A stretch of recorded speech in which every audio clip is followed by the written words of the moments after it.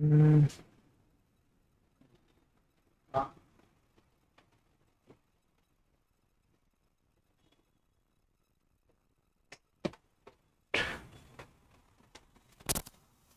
वो पीडीएफ बन के तैयार है क्या?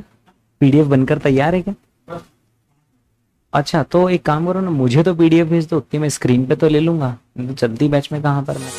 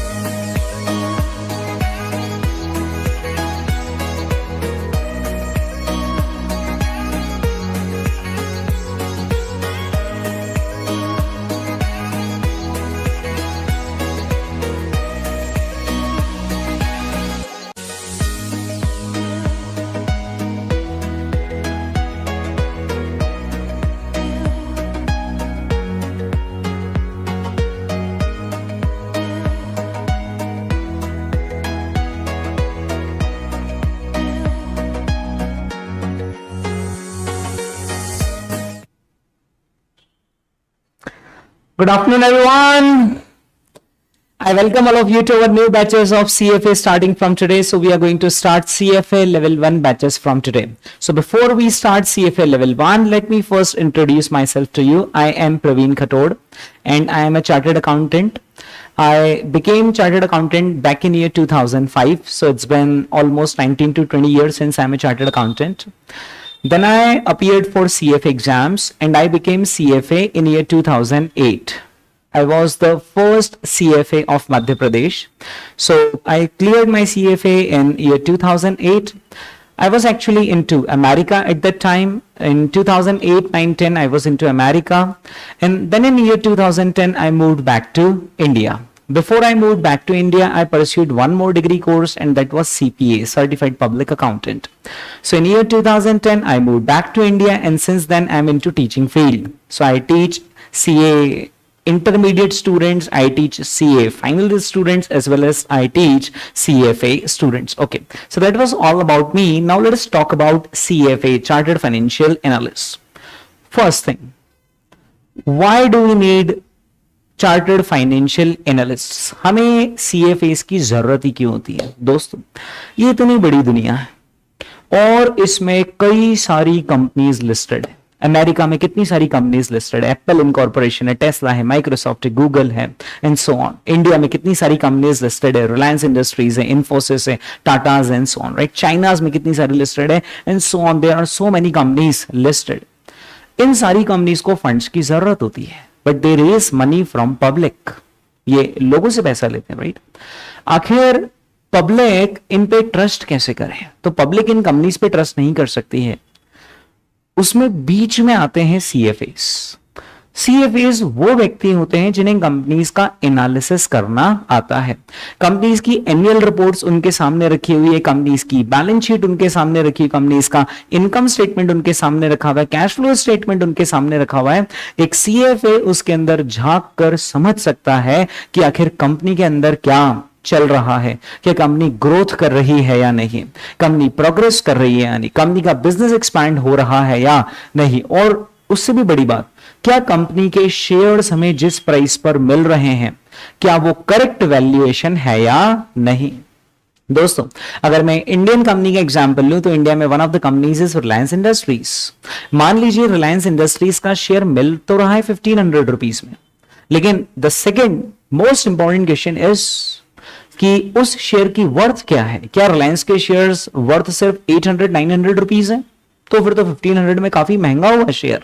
क्या रिलायंस इंडस्ट्रीज के शेयर्स की वर्थ 2000 2500 है? तो फिर तो 1500 में काफी सस्ता हुआ। यानी चार्टर्ड फाइनेंशियल एनालिस्ट की जरूरत होती है इन्वेस्टमेंट डिसीजंस लेने में। Is that clear? ओके। और ये इन्वेस्टमेंट डिसीजंस CFA के किसके बिहाफ पर लेते हैं? पब्लिक के बिहाफ पर। अब आप बोलेंगे पब्लिक के बिहाफ पर CFA कैसे डिसीजन ले रहा है? दोस्तों, आपने म्यूचुअल फंड सुने होंगे, आपने फॉरेन इंस्टीट्यूशनल इन्वेस्टर्स सुने होंगे, फॉरेन पोर्टफोलियो इन्वेस्टर्स सुने होंगे, आपने हेज फंड सुने होंगे, राइट? ये क्या होते हैं जानना जरूरी, नाम तो सुने हुए। ये होते हैं इन्वेस्टमेंट कॉर्पोरेशंस। यहां पर प्रोफेशनल्स होते हैं, and this are mostly CFAs। इनको लोग अपना पैसा देते हैं, हाई नेटवर्थ इंडिविजुअल्स अपना पैसा देते हैं, कंपनीज अपना सरप्लस कैश इन्हें देती है और ये लोग उस कैश को सही जगह पर इन्वेस्ट करते हैं। So they do trust chartered financial analyst because they assume that CFAs knows how to analyse companies. यानी चार्टर्ड फाइनेंशियल एनालिस्ट कोर्स का सिर्फ एक ही पर्पस है कि आपको कंपनीज का एनालिसिस करना आना चाहिए, राइट? जरूरी नहीं है कि आपको कंपनीज के इक्विटी शेयर्स खरीदने हैं।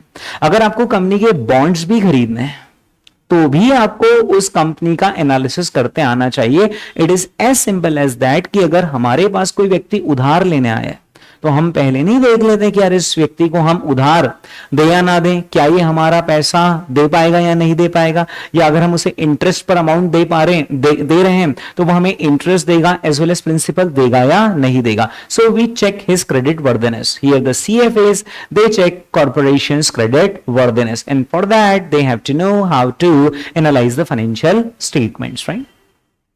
दूसरी बात, एक बात बताइए दोस्तों, क्या सिर्फ शेयर्स ही एकमात्र जरिया है पैसा लगाने का, या हम शेयर्स में पैसा लगा सकते हैं, बॉन्ड्स में पैसा लगा सकते हैं, क्रिप्टो करेंसीज में हम पैसा लगा सकते हैं, डेरिवेटिव्स बाय चांस अगर आपने सुना हो फ्यूचर्स एंड ऑप्शंस, हम उनमें पैसा लगा सकते हैं, हम करेंसीज में पैसा लगा सकते हैं, हम कमोडिटीज में पैसा लगा सकते हैं। इन सारे इन्वेस्टमेंट एवेन्यूज के बारे में हम जानते हैं कहां पर? CFA कोर्स में, राइट? कि इन्वेस्टमेंट एवेन्यूज क्या होते हैं, सभी की क्या कैरेक्टरिस्टिक्स होती है, उनका एनालिसिस कैसे करना, अलग अलग टाइम फ्रेम पर अलग अलग वैल्यूएशंस होती हैं, सारी चीजें हम यहां पर समझते हैं।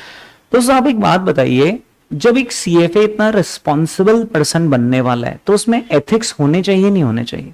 होने चाहिए यार, because he is handling public money, लोगों का वो पैसा हैंडल कर रहा है। मतलब सबसे बड़ा काम ही क्या है कि आप दूसरे को अपना पैसा इंटरेस्ट कर रहे हो तो सामने वाला रेप्यूटेड व्यक्ति होना चाहिए, he must be well qualified. और क्वालिफाइड से भी पता नहीं चलता है, क्वालिफाइड के साथ साथ he must be an ethical person जो आपके साथ चीटिंग ना करे, राइट। तो हमारे जो सीएफए का क्यूरिकुलम है वो हमें सारा नॉलेज तो प्रोवाइड करता ही करता है, साथ ही साथ हमें एथिक्स के बारे में भी नॉलेज देता है, राइट। दोस्तों ये रहा हमारा सीएफए का क्यूरिकुलम और इन टॉपिक्स को हमें पढ़ना है। ये सीएफए का क्यूरिकुलम है लेवल 1 पर, लेकिन यही सेम क्यूरिकुलम चलता है लेवल 2 में भी और लेवल 3 में भी, यानी टॉपिक्स के नाम वहां पर सेम रहेंगे लेकिन अंदर का कंटेंट का लेवल बढ़ता चला जाता है। तो दोस्तों ये रहे सारे के सारे topics. All in all we have got 10 topics, हमें इन 10 टॉपिक्स के बारे में पढ़ना है। दोस्तों अगर मैं यहां से शुरुआत करूं तो सबसे पहले हमें किसके बारे में जानना होगा, what are the ethical and professional standards. और आप देख लीजिए एग्जाम में सबसे ज्यादा वेटेज किसका है, एथिकल एंड प्रोफेशनल स्टैंडर्ड्स। क्योंकि बहुत सिंपल सी बात है, मैं 2 मिनट के लिए इन्वेस्टमेंट की बात ना करते हुए अगर मैं एक डॉक्टर की बात करूं तो एक डॉक्टर वो होना चाहिए ना जिस पर हम ट्रस्ट कर सके। अगर हमारे family member he is into serious condition और हम उसे हॉस्पिटल में एडमिट कर रहे हैं, right, we are not allowed to enter the operation theatre, we have to have trust on doctor. और अगर हमने 1-2 किस्से ऐसे सुन लिए कि ये तो डॉक्टर वो है जो किडनी निकाल लेते हैं, क्या हम वहां जाएंगे? नहीं जाएंगे। Same goes with investment professionals. आज आपने और मैंने अगर म्यूचुअल फंड को पैसा दिया तो म्यूचुअल फंड हजारों करोड़ रुपए लेकर बैठा है, तो म्यूचुअल फंड में वो जो म्यूचुअल फंड मैनेजर है he must have ethics, he must have professional standards. वो क्या होते हैं स्टैंडर्ड्स दोस्तों हम यहाँ पर पढ़ेंगे। अगर आप चार्टर्ड अकाउंटेंसी के स्टूडेंट है तो आपने सीए में ये पढ़ा होगा प्रोफेशनल एथिक्स। तो जैसे चार्टर्ड अकाउंटेंसी में प्रोफेशनल एथिक्स होते हैं वैसे ही सीएफए में भी कुछ प्रोफेशनल एथिक्स होते हैं, राइट।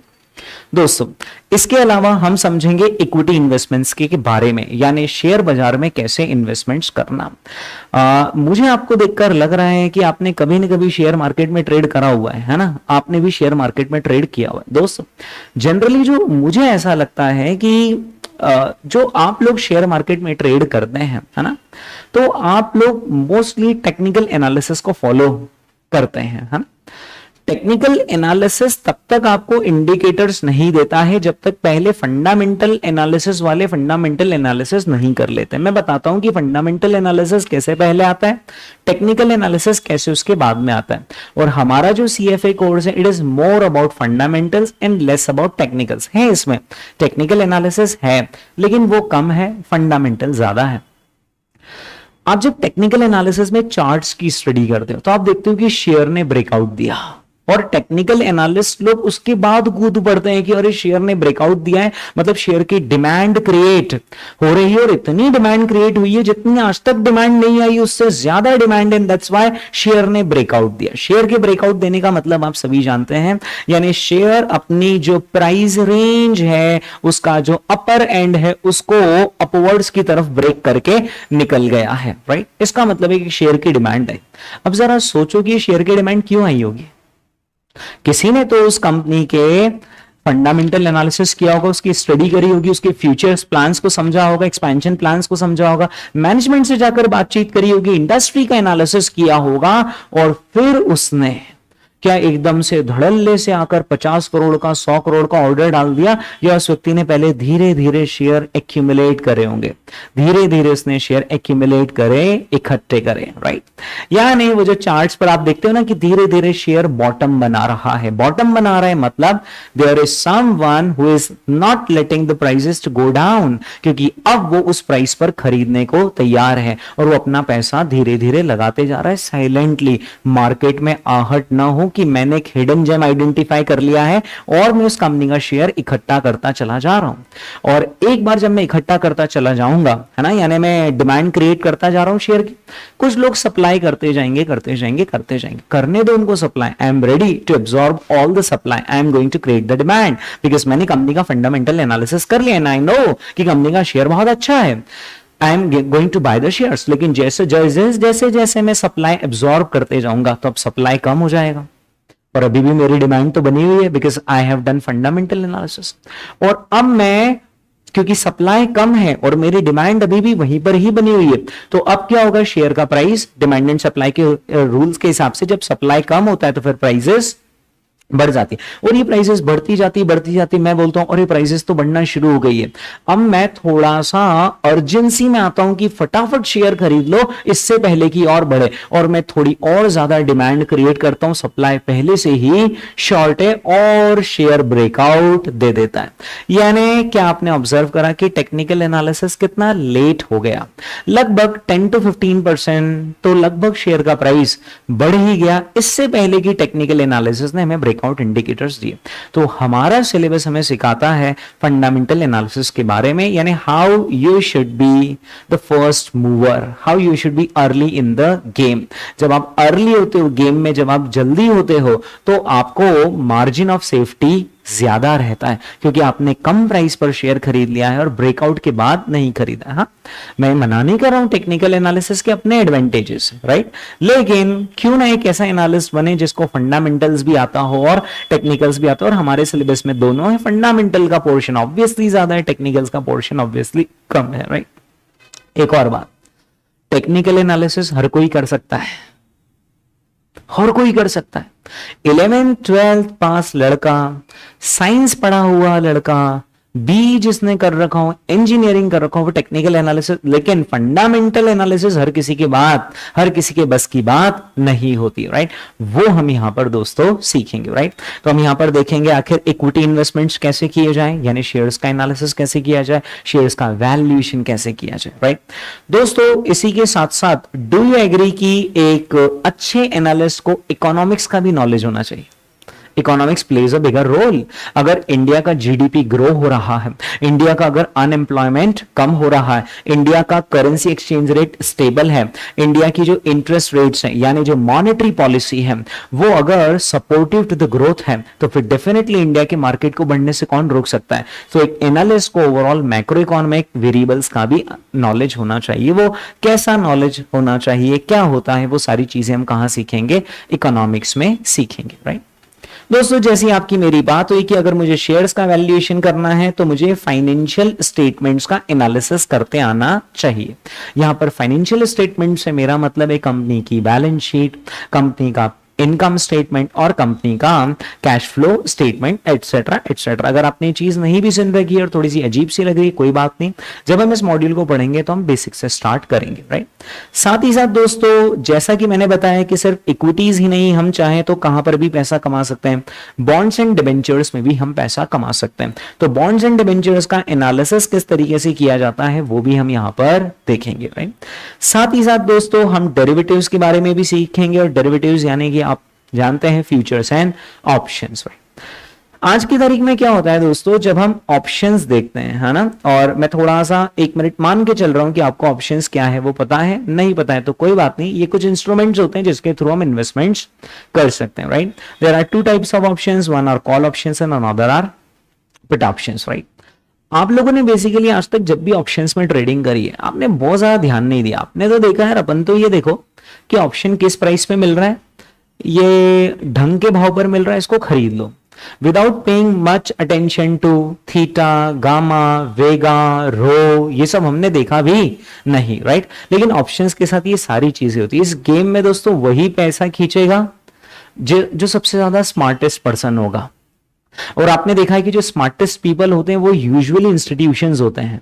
एक तो वो स्मार्ट पीपल होते हैं बिकॉज उनका एजुकेशन बैकग्राउंड स्ट्रांग रहता है as compare to common person, education background का उनका स्ट्रांग है। दूसरा उनका एक्सपीरियंस है, वो डे इन डे आउट एक ही काम कर रहे हैं।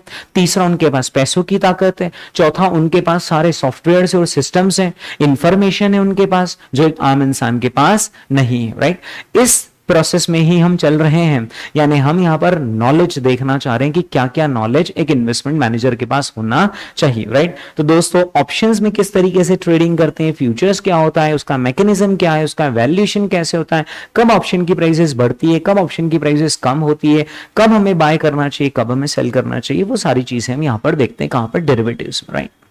साथ ही साथ दोस्तों आपने देखा होगा बिटकॉइन कितना बड़ा था ना, बिटकॉइन मतलब बिटकॉइन डेली बेसिस पर 10-10, 20-20% चेंज हो जाता था। शेयर मार्केट इतना चेंज नहीं होता है जितना ज्यादा बिटकॉइन चेंज हुआ था, राइट। अगर दोस्तों हमने सही समय से एक नए इन्वेस्टमेंट एवेन्यू जो उभर कर आ रहा है, अभी दुनिया को पता नहीं है, लेकिन it's a new investment opportunity, और वो हमने ग्रैब कर ली, तो हम एक्सपोनेंशियल रिटर्न्स कमा सकते हैं। देखो बाकी तो सारे रूटीन इन्वेस्टमेंट्स हैं, रिलायंस का शेयर तो सभी को मालूम है, इन्फोसिस तो सभी को मालूम है। इन्वेस्टमेंट की दुनिया का एक अनकहा सा रूल है, वो चीज जो सबको पता है ना, उसमें आप ज्यादा पैसा नहीं कमा सकते। वो चीज जो किसी को नहीं पता है, जैसे हम हिडन जेम जैसा कहते हैं, हिडन जेम है, किसी को नहीं पता है, कोई इसकी वैल्यू अभी रिकॉग्नाइज नहीं कर रहा है, but we know the potential कि आखिर ये क्या होगा, इसका फ्यूचर आखिर क्या है, तो हम ऐसे हिडन जेम्स को आइडेंटिफाई कर सकते हैं, राइट। दोस्तों ऑल्टरनेटिव इन्वेस्टमेंट्स में हम देखते हैं, जैसे इक्विटीज और बॉन्ड्स को 2 मिनट के लिए साइड में रख दो, लेकिन क्रिप्टो करेंसीज हुआ, हेज फंड्स हुआ, ये सारे क्या हुए, alternative investment avenues. Alternative investment avenues का मतलब होता है वो इन्वेस्टमेंट एवेन्यूज जो कि ट्रेडिशनल से अलग है, ठीक है। इसके बाद दोस्तों हम नेक्स्ट टॉपिक किसके बारे में पढ़ेंगे, पोर्टफोलियो मैनेजमेंट के बारे में पढ़ेंगे, how to manage the portfolio, right. फिर इसी के साथ साथ हम 2 और टॉपिक पढ़ेंगे, जिसमें एक होगा कॉर्पोरेट इश्यूअर्स। यहां पर हम थोड़ा सा कंपनी के साइड से देखेंगे, इन्वेस्टर के साइड से हम सिलेबस को नहीं देखेंगे, हम कंपनी के साइड से सिलेबस को देखेंगे। और फिर दोस्तों कुछ होती है क्वांटिटेटिव मेथड्स, जहां पर हम स्टैटिस्टिक्स के बारे में पढ़ेंगे, क्योंकि जो शेयर मार्केट है वो मैथमेटिक्स नहीं है, share market is mainly statistics, क्योंकि शेयर मार्केट कई बार साइकोलॉजी पर चलता है, और साइकोलॉजी को ट्रैक कौन कर लेता है, स्टैटिस्टिक्स ट्रैक कर लेता है। शेयर मार्केट काफी सारे वेरिएबल से इंटरैक्ट होता है, राइट। तो उन सारे वेरिएबल्स को इंटरैक्शन कैसे होता है वो हम सीखेंगे क्वांटिटेटिव मेथड्स में, राइट। तो क्या आपको अपना सिलेबस मोर और लेस क्लियर है? बाकी तो एक एक टॉपिक हम यहाँ पर ध्यान से पढ़ेंगे, राइट। दोस्तों थोड़ा सा मैं अपने पढ़ाने का तरीका आपको बताना चाहूंगा, और उसके बाद फिर हम रियल पढ़ाई शुरू करते हैं।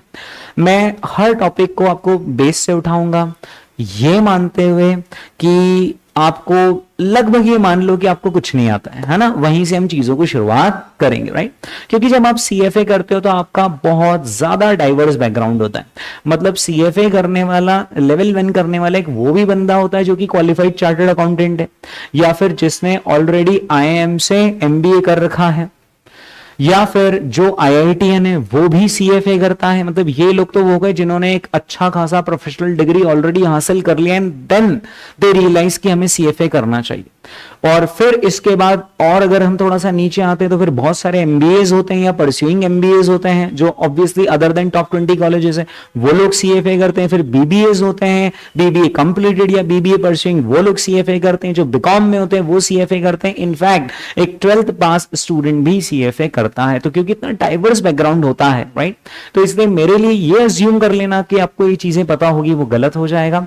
मैं प्रैक्टिकली ये मान के चलूंगा कि आप 12th पास हैं, और वहां से हम चीजों की शुरुआत करेंगे, यानी बेसिक से शुरुआत करेंगे और हाईएस्ट लेवल तक जाएंगे। दूसरी बात, यहां पर जो सीएफए की एग्जाम होती है उसमें ये 10 टॉपिक्स होते हैं। देखिए दोस्तों, ये 10 टॉपिक्स आपकी स्क्रीन पर 10 टॉपिक होते हैं, है ना। ऐसा नहीं होता है सीएफए में कि पहला पेपर फर्स्ट टॉपिक का होगा, दूसरा पेपर सेकंड टॉपिक का होगा, तीसरा पेपर, ऐसा नहीं होता सीएफए। सीएफए में एक ही दिन में पूरी एग्जाम हो जाती है, यानी एक ही पर्टिकुलर डेट रहेगी, और उसी डेट में 10 के 10 टॉपिक वन शॉट में आपके टेस्ट हो जाएंगे, है ना। यहां पर वो जो एग्जाम रहती है उसमें आपको पहले 2 आवर्स का टाइम मिलता है, फिर उसके बाद हाफ एन आवर के लगभग ब्रेक होता है, वापस से 2 आवर्स का टाइम होता है। टोटल 4 आवर्स आपको एक सिंगल डे में एग्जाम देनी है, और उन 4 आवर्स में 10 के 10 टॉपिक टेस्ट हो जाएंगे, ठीक है। यहां पर एग्जाम होती है MCQ based, multiple choice questions, यानी यहां पर थ्योरी लिखने का कोई काम नहीं है, राइट। तो एटलीस्ट आपके दिमाग पे ये लोड नहीं रहेगा कि एक थ्योरेटिकल पैराग्राफ है और मुझे रट कर जाना है और एज इट इज लैंग्वेज में रेप्लिकेट करना है। तो यहां पर आपका जो पढ़ने का इंटेंशन होना चाहिए, सोच होना चाहिए, नजरिया होना चाहिए, वो ये है कि मैं चीजों को अच्छे से समझूं, और चीजों को बारीकी से समझूं, क्योंकि यहां पर जब एमसीक्यूज आएंगे ना तो वो इतने बारीक आएंगे कि आपको लगेगा यार ये वाली चॉइस भी सही लग रही है और ये वाली चॉइस भी सही लग रही है, जरा वापस से पलट कर देखता हूं कि वहां लिखा, ओ यहाँ पे लिखा था ऐसा, राइट। तो हम जब पढ़ेंगे तो मैं आपको डेप्थ में समझाऊंगा। हालांकि फर्स्ट सेकंड टॉपिक में जब मैं डेप्थ में समझाता हूं तो स्टूडेंट्स को कभी कभी ऐसा लगता है इतना डेप्थ में क्यों समझा रहे, पर फिर जब मैं एमसीक्यूज करवाता हूं तो ये समझ में आ जाता है कि अरे डेप्थ में ही पढ़ना पड़ेगा, क्योंकि ब्रॉडली ऊपर ऊपर पढ़ लिया तो फिर सीएफए की एग्जाम्स नहीं निकलती है, राइट। दोस्तों अपने सीएफए लेवल 1 में पासिंग रेशियो होता है 40% के आसपास। 100 students if they are appearing 40 will pass. अब लगता है ऐसा है कि wow we have 40% chances of clearing CFA exams, but it is not like this. पहले वो जो 100 स्टूडेंट्स सीएफए लेवल 1 की एग्जाम दे रहे हैं ना, उसका कंपोजिशन समझिए। उसका कंपोजिशन ये होता है कि उसमें 100 में से लगभग 40 to 50 स्टूडेंट्स वो होते हैं जो या तो सीए होते हैं कंप्लीटेड, या फिर सीए फाइनलिस्ट होते हैं, या फिर वो टॉप 20 कॉलेजेस से एमबीए क्वालिफाइड होते हैं, या फिर वो ऑलरेडी एक्सपीरियंस्ड होते हैं फाइनेंस इंडस्ट्री में, बट उन्हें एक डिग्री की जरूरत होती है, दे आर डूइंग सीएफए। तो आप सभी जानते हैं कि अगर हम इस ब्रैकेट में आ रहे हैं तो हमारी प्रोबेबिलिटी 40% नहीं, हमारी प्रोबेबिलिटी उससे भी ज्यादा है, बिकॉज हम इस क्रीम ब्रैकेट में आ रहे हैं, राइट। क्योंकि ये डिग्री जिन्होंने भी कर रखी है, एक्सपीरियंस ले रखा, उनको एक अनड्यू एडवांटेज होता है क्योंकि ऑलरेडी उन्होंने उतनी पढ़ाई कर रखी है, राइट। लेकिन बहुत सारे ऐसे होते हैं जो 12th पास होते हैं, बीबीए कर रहे होते हैं, बीकॉम कर रहे होते हैं, एमबीए कर रहे होते हैं, एंड सो ऑन, राइट। तो अब आप सोचिए कि हमारा पासिंग रेशियो 40% नहीं है, वो 40% तो टोटल का जिसमें वो लोग भी आ गए, राइट। तो हमारी पास होने की प्रोबेबिलिटी अब मान के चलिए इट इज 20 to 25%, ठीक है। तो अगर अपने पास होने के चांसेस 20 से 25% है तो अपने को क्लास में क्या कोशिश करनी है कि क्लास में मैं अगर 10 बच्चों का ब्रैकेट है तो उसमें मैं टॉप 2 में आऊं। अगर मैं टॉप 2 में आ रहा हूं तो मेरे चांसेस हैं, ठीक है। दूसरी बात, हमारा ये जो कोर्स रहेगा इसकी हम प्रिपरेशन कैसे करेंगे, मतलब कितना हमें समय डिवोट करना पड़ेगा। तो जो हमारी क्लासेस रहेंगी वो रफली 250 से 300 आवर्स के बीच में रहेंगी। Let's assume at the upper and 300 hours. मेरे 300 आवर्स पढ़ाने के बाद इसके अंदर मैं पढ़ाऊंगा भी सही और सारे एमसीक्यूज भी आपको करवाऊंगा, है ना। और इन 300 आवर्स मेरे पढ़ाने के बाद आपको अपनी तरफ से 300 आवर्स और देने पड़ेंगे। वो जो आपको 300 आवर्स देने उसका कंपोजिशन क्या होगा, आपको 200 आवर्स देने फॉर योर फर्स्ट रिवीजन, आपको अनदर 100 आवर्स देने फॉर योर सेकंड रिवीजन। यानी बिफोर अपीयरिंग इन एग्जाम्स आपके 2 रिवीजन्स कंप्लीट हो जाने चाहिए। यानी कि जो आपका पढ़ने का मॉडल होगा वो कुछ ऐसा होगा कि हम क्लास में तो पढ़ ही रहे हैं and it would be A 300 hours class. अच्छा, क्लास के साथ साथ जो क्लास में पढ़ा रहे हैं वो आपको घर पर जाकर पढ़ना ही है, ये मैं मान कर चल रहा हूं, नहीं तो आगे पार्ट पीछे से पार्ट वाली कहानी हो जाएगी, राइट। तो जो मैं क्लास में पढ़ा रहा हूं वो तो आपको सेम डे पढ़ना है। Please don't count it as a revision. Revision कब स्टार्ट होगा, जब अपना बैच कंप्लीट हो जाएगा, उसके बाद जब आप खुद से वापस से सारी चीजें गो थ्रू करेंगे, that is your first revision, it will take 200 hours. फिर उसके बाद आपको एक और रिवीजन करना है, that revision will take 100 hours and then you will be ready to appear in CFA exams, right. मैं यहां पर आपको इनफ मल्टीपल चॉइस क्वेश्चंस करवाऊंगा जिससे एक अच्छी खासी प्रैक्टिस हो जाएगी अच्छे सब्सटेंशियल लेवल की, कि जैसे एग्जाम में आने वाले हैं एमसीक्यूज उनको कैसे हैंडल करना, थोड़ा टेम्परामेंट उस तरीके का बनाना, एप्टीट्यूड वैसा बनाना, पढ़ने का स्टाइल नजरिया वो रखना जैसे एग्जाम में वो हमें टेस्ट करने वाले, वो चीजें हम देखेंगे, राइट।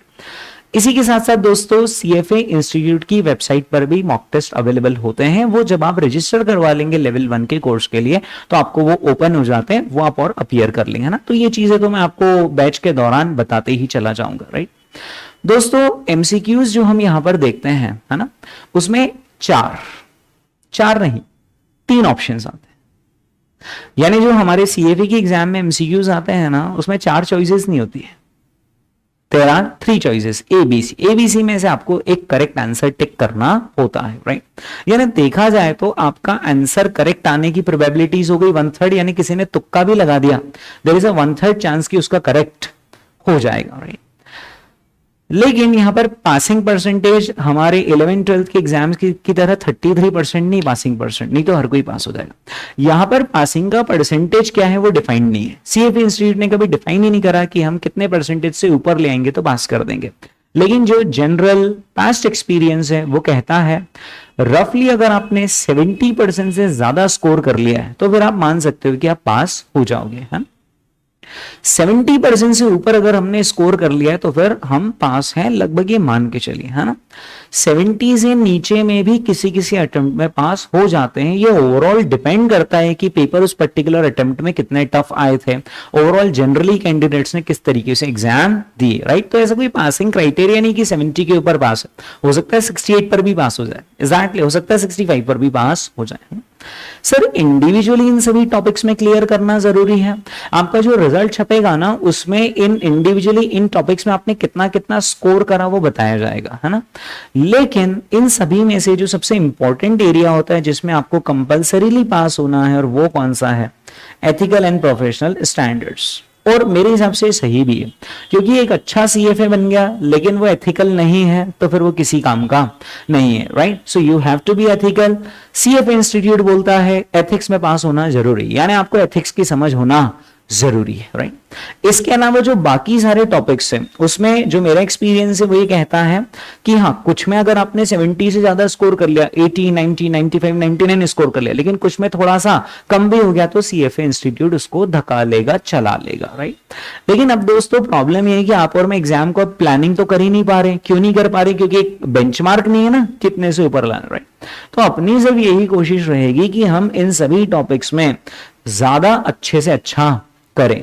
यानी जब भी मैं पढ़ाऊंगा और जब हम एमसीक्यू सॉल्व करेंगे ना तो आपको टारगेट मैं पता है क्या दूंगा, आपका टारगेट होगा कि आपको minimum 9 out of 10 MCQs correct करने। तो अगर आप क्लासरूम एनवायरनमेंट में मिनिमम 9 आउट ऑफ 10 अगर मेरे पढ़ाने के बाद सही कर पा रहे हैं तो रफली हम 90% के आसपास आ चुके हैं। और फिर उसके बाद तो आप 2 रिविजन और करेंगे तो और थोड़े से इंप्रूवमेंट आ जाएंगे, तो हम 90 से ऊपर जाने की कोशिश करेंगे। यानी आपका और मेरा जो एफर्ट है वो 70 क्रॉस करने का नहीं, आपका और मेरा जो एम है वो 90 क्रॉस करने का, क्योंकि यहाँ पे 90 परसेंटाइल से ऊपर वालों का एक अलग ब्रैकेट होता है।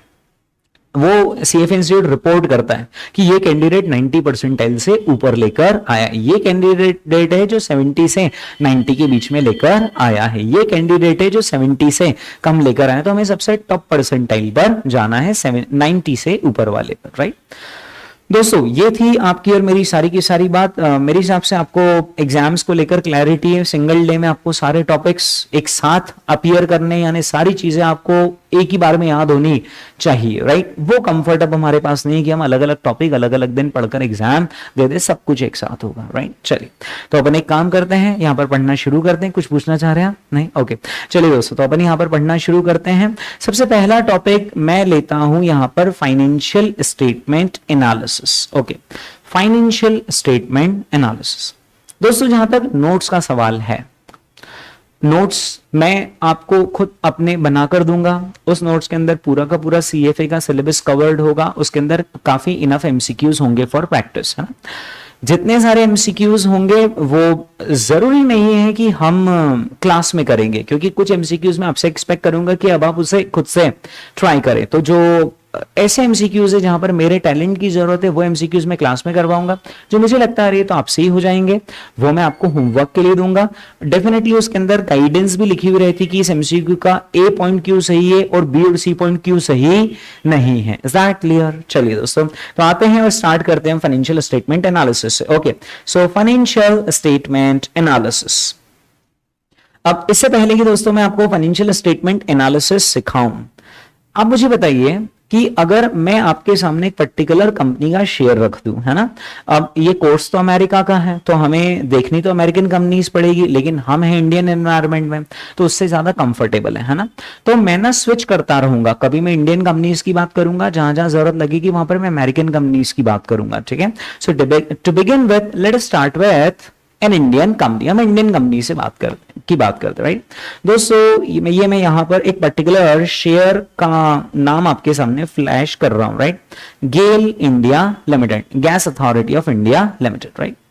दोस्तों अगर मैं आपको एक टास्क दूं आज कि आपको गेल के शेयर का एनालिसिस करना है, तो आप मुझे थोड़ी सी स्टेप्स बताइए। How would you go about analysing the GAIL India limited? GAIL India limited को आप एनालाइज कैसे करेंगे, थोड़ा सा मुझे गाइड कीजिए।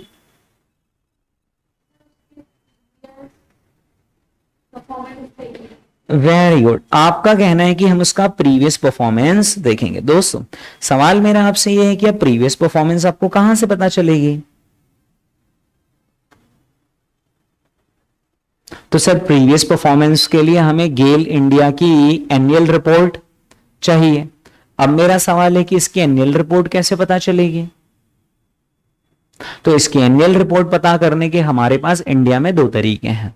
सबसे पहला, हम तो गेल इंडिया की वेबसाइट पर चले जाएं और हर कंपनी की वेबसाइट पे एक सेक्शन होता है जिसका नाम होता है इन्वेस्टर्स। इन्वेस्टर्स वाले सेक्शन पर क्लिक करेंगे तो वहां पर हमें एनुअल रिपोर्ट्स दिख जाएंगी, वहां पर से हम एनुअल रिपोर्ट डाउनलोड कर सकते हैं। एक एनुअल रिपोर्ट की साइज आपको पता होगी, एक एनुअल रिपोर्ट रफली 100, 200, 300 पेजेस के आसपास की होती है, इतनी बड़ी होती है एनुअल रिपोर्ट, पूरी किताब होती है दोस्तों, है ना। और एनुअल रिपोर्ट के अंदर ब्रॉडली क्या क्या लिखा होता है आप मुझे बताइए, उसके कंटेंट में क्या क्या होता है। 300 पेज है तो 300 पेज में क्या क्या लिखेगी कंपनी बताइए? बहुत कुछ, मतलब सब कुछ लिख देंगे वो तो, राइट। सब कुछ यानी सबसे पहले वो लिखेंगे कि गेल इंडिया करती क्या है कंपनी, उसका बिजनेस क्या है ना। फिर वो डिस्कस करेंगे कि जिस इंडस्ट्री में हम ऑपरेट कर रहे हैं वो इंडस्ट्री का अभी फ्यूचर कैसा है ना, फ्यूचर ग्रोथ प्रोस्पेक्ट्स क्या है। जैसे मैं एक छोटी सी बात आपको बताता हूं, अभी आपने देखा होगा कि घरों में जो गैस कनेक्शन है तो वो एलपीजी सिलेंडर की बजाय पीएनजी, पाइप्ड नेचुरल गैस आनी शुरू हो गई, पीएनजी आनी शुरू हो गई, है ना। आप में से भी किसी के घर पे हो सकता है पीएनजी का कनेक्शन हो। यानी पहले गैस की टंकी डिलीवर होती थी, हिंदुस्तान में हर घर में गैस की टंकी डिलीवर होती थी, लेकिन गवर्नमेंट ने कहा ये गैस की टंकी डिलीवर करने का काम हटाओ। जब 12 ही महीने रोज गैस चाहिए इंसान को तो उसको किसके थ्रू पहुंचा दो? जस्ट लाइक जल हमारे घर पे कैसे आता है, नल से आता है ना, how do get water, right. So same way we get gas, pipe natural gas. और अब ये दोस्तों, जब ये पाइप नेचुरल गैस का कॉन्सेप्ट बढ़ेगा, और थोड़े समय पहले आपने देखा होगा कि प्राइम मिनिस्टर जी ने एक वो हर घर चूल्हा का कॉन्सेप्ट निकाला था, थोड़े से समय पहले की बात है। पहले वो लकड़ी जलाकर और बहुत सारा कचरा होता था, कोयला जलाकर लोग खाना पकाते थे, और उसको हटाकर हर घर में एक कनेक्शन गैस का होना चाहिए, वो वाला कॉन्सेप्ट शुरू करा था, राइट। उस वक्त पर आप सोचो कि गेल इंडिया का फ्यूचर प्रोस्पेक्ट कितना ब्राइट था।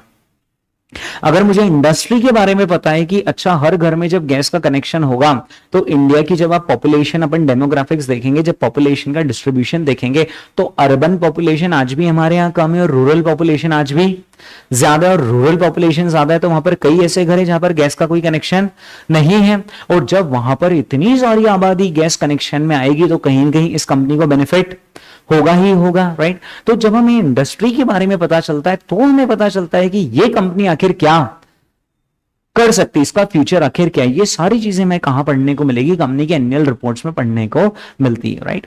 दोस्तों, कंपनी के मैनेजमेंट में कौन कौन लोग हैं, यहां पर चेयरमैन कौन है, मैनेजिंग डायरेक्टर कौन है, बोर्ड ऑफ डायरेक्टर्स में कौन है, कंपनी के ऑडिटर्स कौन है, ये सब भी कहां पता चलता है? हमें एनुअल रिपोर्ट में पता चलता है। कंपनी की पास्ट परफॉर्मेंस भी हमें कहां पता चलती है? एनुअल रिपोर्ट में। क्या कंपनी की सिर्फ लास्ट ईयर की परफॉर्मेंस एनुअल रिपोर्ट में होती है, या फिर कंपनी की कुछ 2-3 इयर्स की परफॉर्मेंस एनुअल रिपोर्ट में होती है? पिछले 2 से 3 साल की परफॉर्मेंस आपको कहां दिखती है? एनुअल रिपोर्ट के अंदर दिखती है। इनफैक्ट कंपनी ने क्या सिग्निफिकेंट इवेंट्स किए, क्या अपनी कंपनी ने किसी दूसरी कंपनी को अक्वायर किया है, मर्जर्स एंड एक्विजिशंस किया है, या फिर अपनी कंपनी इस साल कुछ आईपीओ लेकर आई, ये सारी तमाम बड़ी घटनाएं, दुर्घटनाएं हमें कहां पता चलती है? एनुअल रिपोर्ट में पता चलती है, राइट। तो दोस्तों, अगर आपको कंपनी की एनुअल रिपोर्ट, इंडियन किसी कंपनी की एनुअल रिपोर्ट डाउनलोड करनी हो तो आप सिंपल एक काम कर सकते हैं। फॉर एग्जांपल यहां पर मैं बीएसई की वेबसाइट पर जाता हूं, और बीएसई की वेबसाइट पर यहां पर आपको सर्च करना है। बीएसई की वेबसाइट का एड्रेस आपको पता ही होगा, बीएसई इंडिया। बीएसई इंडिया पर यहां पर आपको कंपनी का नाम टाइप करना है, गेल, और गेल पर आपको जाना है। जब आप यहां पर गेल के शेयर पर क्लिक करेंगे तो ये तो शेयर का प्राइस आ गया है, ये कुछ इंफॉर्मेशन आई है जो धीरे धीरे हम देखेंगे हमारे सिलेबस में। लेकिन यहां पर कहीं पर आपको फाइनेंशियल्स का टैब नजर आ रहा है, और फाइनेंशियल्स के टैब में ड्रॉप डाउन पर अगर मैं क्लिक करता हूं तो मुझे रिजल्ट्स दिखते हैं और एनुअल रिपोर्ट देखती है, राइट। मैं यहां पर अगर एनुअल रिपोर्ट पर क्लिक कर दूंगा तो ये देखिए मुझे अवेलेबल हो गई सारी एनुअल रिपोर्ट्स, जहां पर 2024, 2023, 2022 एंड सो ऑन सारी एनुअल रिपोर्ट्स। यहां पर आपको डाउनलोड का बटन नजर आ रहा है क्या? ये राइट साइड में डाउनलोड का बटन है, मैं उस पर क्लिक करूंगा, एनुअल रिपोर्ट डाउनलोड हो जाएगी। ऑल्टरनेटिवली आप गेल इंडिया की वेबसाइट पर जाएंगे तो वहां से भी, अच्छा मैं सिर्फ गेल की बात नहीं कर रहा हूं, आप कोई सी भी कंपनी ले लो, आप आईटीसी कंपनी ले लो, आईटीसी कंपनी की रिपोर्ट हम यहां से भी डाउनलोड कर सकते हैं, आईटीसी के वेबसाइट से भी डाउनलोड कर सकते हैं। लेकिन आपका और मेरा जो कोर्स है वो इंडियन फोकस नहीं है। अब आपका और मेरा फोकस क्या है? अमेरिका। कि अमेरिका में आखिर एप्पल नाम की कंपनी की एनुअल रिपोर्ट्स मुझे कैसे मिलेगी, आखिर टेस्ला की एनुअल रिपोर्ट्स मुझे कैसे मिलेगी, अल्फाबेट इनकॉर्पोरेशन की मुझे एनुअल रिपोर्ट्स। गूगल का नाम अल्फाबेट ही है ना, गूगल का नाम अल्फाबेट है ना, गूगल सुन रखा है, गूगल कंपनी है। हाँ, गूगल की जो पेरेंट कंपनी है ना उसका नाम है अल्फाबेट इनकॉर्पोरेशन। ठीक है, ऐसा होता है ना, पेरेंट कंपनीज होती है ना, जैसे इंडिया की मैं बात करूंगा तो रिलायंस जियो की पेरेंट कंपनी कौन है? Reliance industries. Is that clear? तो उसी तरीके से गूगल की पेरेंट कंपनी कौन? अल्फाबेट इनकॉर्पोरेशन, राइट दोस्तों। उसी तरीके से जो फेसबुक है ना, इसका नाम बदलकर क्या हो गया है? मेटा, है ना। जैसे अपन व्हाट्सएप चलाते तो ऊपर आता है ना आस्क मेटा, क्योंकि व्हाट्सएप भी किसका है? फेसबुक का है। Is that clear? तो वो सब मेटा नाम की कंपनी उसका है, राइट। अब सवाल मेरा आपसे ये है कि अमेरिकन कंपनीज के बारे में आप और मैं इंफॉर्मेशन आखिर कैसे पता करें? तो दोस्तों जैसे इंडिया में हमारे पास वेबसाइट्स अवेलेबल है, वैसे ही अमेरिका के लिए हमारे पास कुछ वेबसाइट्स अवेलेबल है। और अमेरिका की वेबसाइट है www. यहां पर मैं नाम टाइप करता हूं www.sec.gov। देखिए दोस्तों वेबसाइट आ गई यहां पर sec.gov। ओके, तो मैं sec.gov पर क्लिक करता हूं, right. So this is US securities and exchange commission, है ना। इसका शॉर्ट फॉर्म क्या है? SEC, securities and exchange commission. अब आप सबसे पहले मुझसे जानना चाह रहे सर ये क्या है SEC? हमने तो पहली बार सुना है। दोस्तों जैसे इंडिया में आरबीआई है, इंडिया में आरबीआई है ना, रिजर्व बैंक ऑफ इंडिया, तो उसका इक्विवेलेंट अमेरिका में कौन है? फेडरल रिजर्व, फेड कभी कभी आपने सुना होगा ना, फेडरल रिजर्व, राइट। तो जो काम इंडिया में आरबीआई करता है वो काम अमेरिका में कौन करता है? Federal reserve. उसी तरीके से जो काम इंडिया में सेबी करता है, सेबी तो आपको मालूम ही होगा, securities and exchange board of India, जो कि शेयर मार्केट को पूरा रेगुलेट करता है ना। तो जो काम इंडिया में सेबी करता है वो काम अमेरिका में कौन करता है? SEC, securities and exchange commission. क्या है? क्लियर है? So what is SEC? SEC is equivalent of SEBI. ठीक है, it is USA equivalent of SEBI. दोस्तों SEC की ऑफिशियल वेबसाइट है और इस पर हमें हर कंपनी की इंफॉर्मेशन मिल जाएगी, right. Now the question is कि हमें कंपनी की इंफॉर्मेशन क्यों चाहिए थी? ताकि हम उस कंपनी की स्टडी कर सकें, हम उस कंपनी का एनालिसिस कर सकें, राइट। तो कंपनीज का एनालिसिस करने के लिए इंफॉर्मेशन कहां से मिलेगी? वो भी अमेरिका का आपको एक सोर्स पता चला, बहुत तगड़ा सोर्स है दोस्तों। जब मैं जॉब में था ना 2006 में, तो मान लो इस वेबसाइट पर कम से कम दिन में 15 से 20 बार जाना पड़ता था, सिर्फ इस एक अकेली वेबसाइट पर। क्योंकि कुछ भी चाहिए, मुझे वॉलमार्ट के लिए कुछ देखना है तो मुझे वापस से क्या करना पड़ता था? SEC.gov और वॉलमार्ट टाइप करके उसकी जो इंफॉर्मेशन निकालनी, वो वॉलमार्ट से स्विच होकर मान लीजिए कि मैं ऑरेकल के शेयर पर आया, तो मैंने कहा ऑरेकल के लिए डेटा निकालना, चलो कहां पर? SEC। तो इतनी इंपॉर्टेंट वेबसाइट है, डेटा का खजाना है, खदान है यहां पर डेटा की। किसी भी कंपनी का एनालिसिस करना हो, उस कंपनी का नाम आप इस वेबसाइट पे सर्च करेंगे, अपन करेंगे थोड़ी देर में सर्च, है ना, और उस कंपनी की इंफॉर्मेशन सारी की सारी खुल जाएगी। और आप एक बात मान के चलिए कि इंडिया में जितनी डिटेल में इंफॉर्मेशन अवेलेबल होती है ना, उससे 2 टाइम्स डिटेल्ड इंफॉर्मेशन अमेरिका में प्रोवाइड की जाती, मतलब इतनी डिटेल्ड इंफॉर्मेशन होती है। यानी अमेरिका ने एक चीज बता रखी है कि ये हुआ कंपनी में आपको रिपोर्ट करना है, इतने टाइम पीरियड के अंदर रिपोर्ट करना, ये हुआ आपको रिपोर्ट करना है इतने टाइम पीरियड के अंदर रिपोर्ट। तो वहां की जो रिपोर्टिंग रिक्वायरमेंट्स है वो ज्यादा स्ट्रिक्ट है, और जितनी ज्यादा रिपोर्टिंग रिक्वायरमेंट्स स्ट्रिक्ट होगी उतना ज्यादा इन्वेस्टर का बेनिफिट होगा, क्योंकि फिर अगर सुई भी इधर से उठाकर उधर रखी तो उनको रिपोर्ट करना पड़ेगा, तो हमें पता चल जाएगा। Is that clear, right. तो जितनी रिपोर्टिंग रेगुलेशंस स्ट्रिक्ट होती है उतना ज्यादा इन्वेस्टर का फायदा होता है, right. Now the question is दोस्तों कि ये जो हम गेल इंडिया की बात कर रहे थे और हम गेल के शेयर का एनालिसिस करना चाह रहे थे, राइट, तो आप मुझे बताइए आप इसका एनालिसिस क्यों करना चाह रहे थे? सर इसलिए ही करना चाहेंगे, ऑब्वियसली कोई शौक से तो शेयर का एनालिसिस करता नहीं है। हाँ, क्यों करता है बंदा शेयर का एनालिसिस? क्यों करता है? ताकि मैं चेक कर पाऊं कि ये कंपनी में मुझे इन्वेस्टमेंट करना चाहिए या नहीं करना चाहिए। दोस्तों मान के चलिए आए दिन मैं भी कंपनीज का एनालिसिस करता ही रहता हूं, राइट, क्योंकि आए दिन आपको नई नई इन्वेस्टमेंट अपॉर्चुनिटीज ढूंढनी रहती है, राइट, क्योंकि पैसों से ही पैसा बनता है, ये तो आपको मालूम ही है, राइट। तो पैसों से पैसा बनाने के लिए आपको इन्वेस्टमेंट अपॉर्चुनिटीज ढूंढनी पड़ेगी। तो डेली बेसिस पर I go through various companies financial statements and look for the investment opportunities, right. तो जब भी मैं फाइनेंशियल स्टेटमेंट्स का एनालिसिस करूंगा, पहले तो मैं इस वर्ड को डिफाइन कर देता हूं कि फाइनेंशियल स्टेटमेंट का मीनिंग आखिर क्या होता है।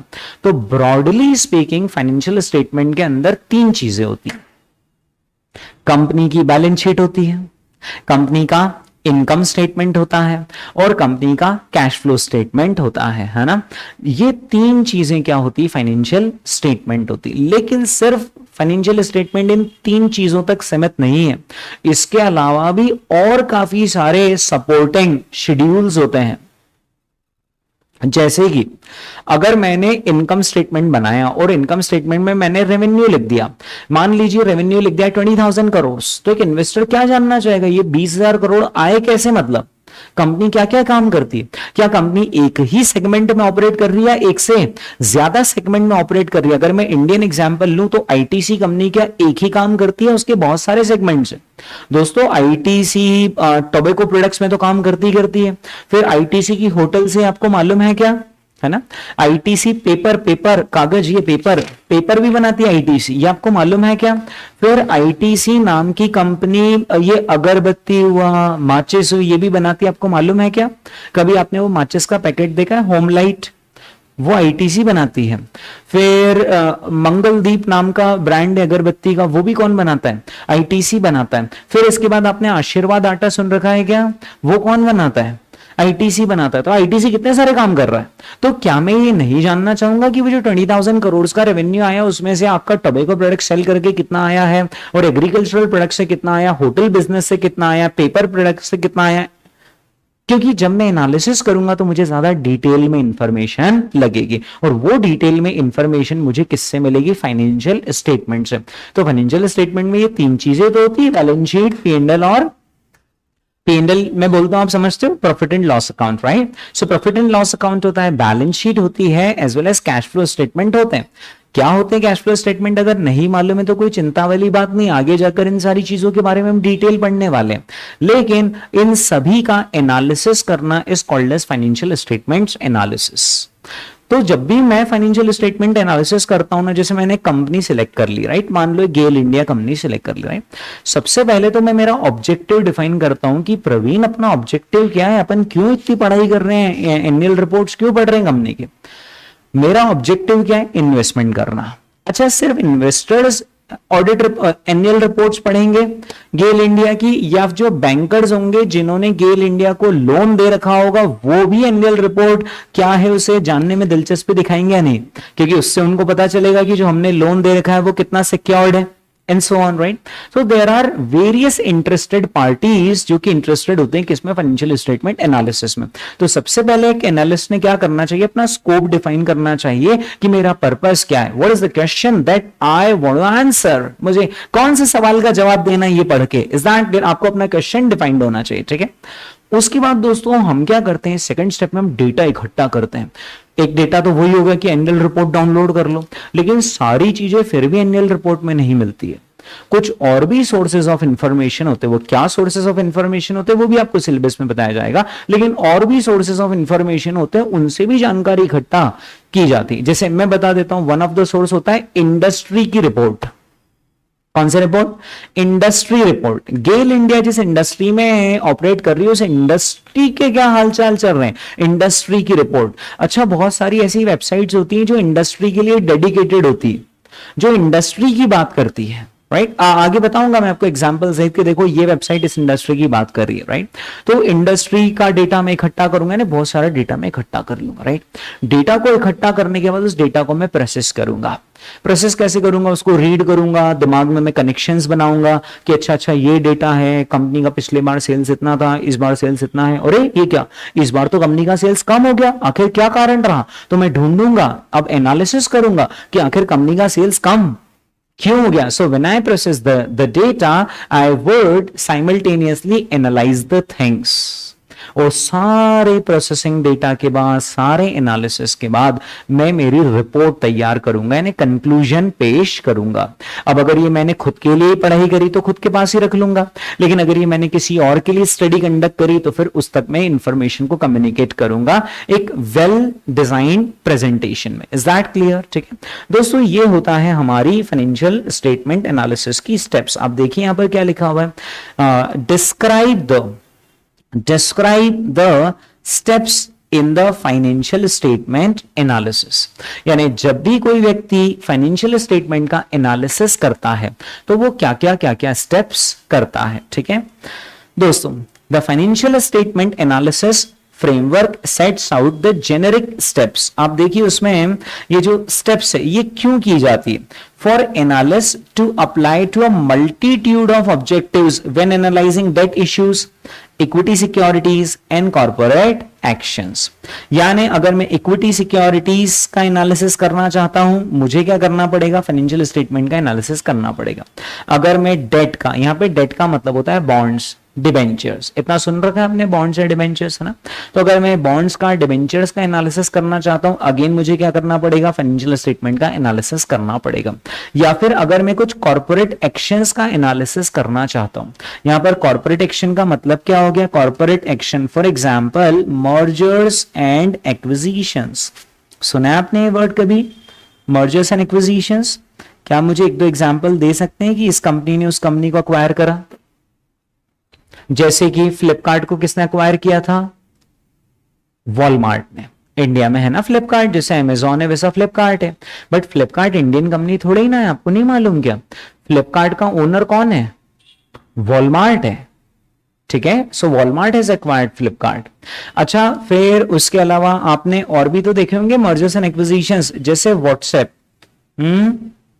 व्हाट्सएप पहले अलग कंपनी थी दोस्तों, बाद में व्हाट्सएप को किसने एक्वायर कर लिया, फेसबुक ने एक्वायर कर लिया। Is that clear? तो इस तरीके के अगर कुछ कॉर्पोरेट एक्शंस होते हैं, कॉर्पोरेट एक्शन का मतलब आप समझ गए, companies are taking some actions. तो कंपनीज कैसे एक्शंस लेंगी, बाय अक्वायरिंग अदर कंपनीज, या फिर by issuing new shares, by redeeming the existing shares, यानी रिडीमिंग द बॉन्ड्स, या फिर buying back the shares. All these are categorised as what, corporate actions. ठीक है, तो इन कॉर्पोरेट एक्शंस का भी अगर मुझे एनालिसिस करना है तो मुझे क्या करना पड़ेगा, फाइनेंशियल स्टेटमेंट्स का एनालिसिस करना पड़ेगा। यानी फेसबुक ने जिस दिन अनाउंसमेंट करा ना कि हम व्हाट्सएप को अक्वायर करने वाले, तो एक एनालिस्ट क्या जज करना चाहेगा कि ये जो एक्विजिशन है वो फेसबुक के फायदे का रहेगा या फिर नुकसान का रहेगा, और उसके लिए ही has to conduct a study. ठीक है दोस्तों, क्या क्या स्टेप्स होती हैं फाइनेंशियल स्टेटमेंट एनालिसिस में, है ना। अब मैं आपको एक बात बता देता हूं कि एमसीक्यूज कैसे आते हैं। अभी एमसीक्यूज बहुत सारे तरह के आएंगे, वो सही में तो तभी मालूम चलेगा जब आप और मैं कुछ एमसीक्यूज, जब अपन 10, 15, 20, 25, 30 एमसीक्यूज देख लेंगे ना, then we will get to know what kind of MCQs are being asked in the exam. But for right now let me give you clarity, how many steps are there, कितनी steps हैं, this are 6 steps, right. तो ये लोग क्या करेंगे, ये लोग बोलेंगे कि which one is not a step in financial statement analysis। Financial statement analysis में बताइए कौन सी स्टेप नहीं है, और वो नीचे जो आपको 3 चॉइसेस देंगे ना, उसमें से 2 तो करेक्ट होंगी कि हाँ ये तो स्टेप्स हैं, और एक कौन सी होंगी, ये तो कोई स्टेप ही नहीं है यार।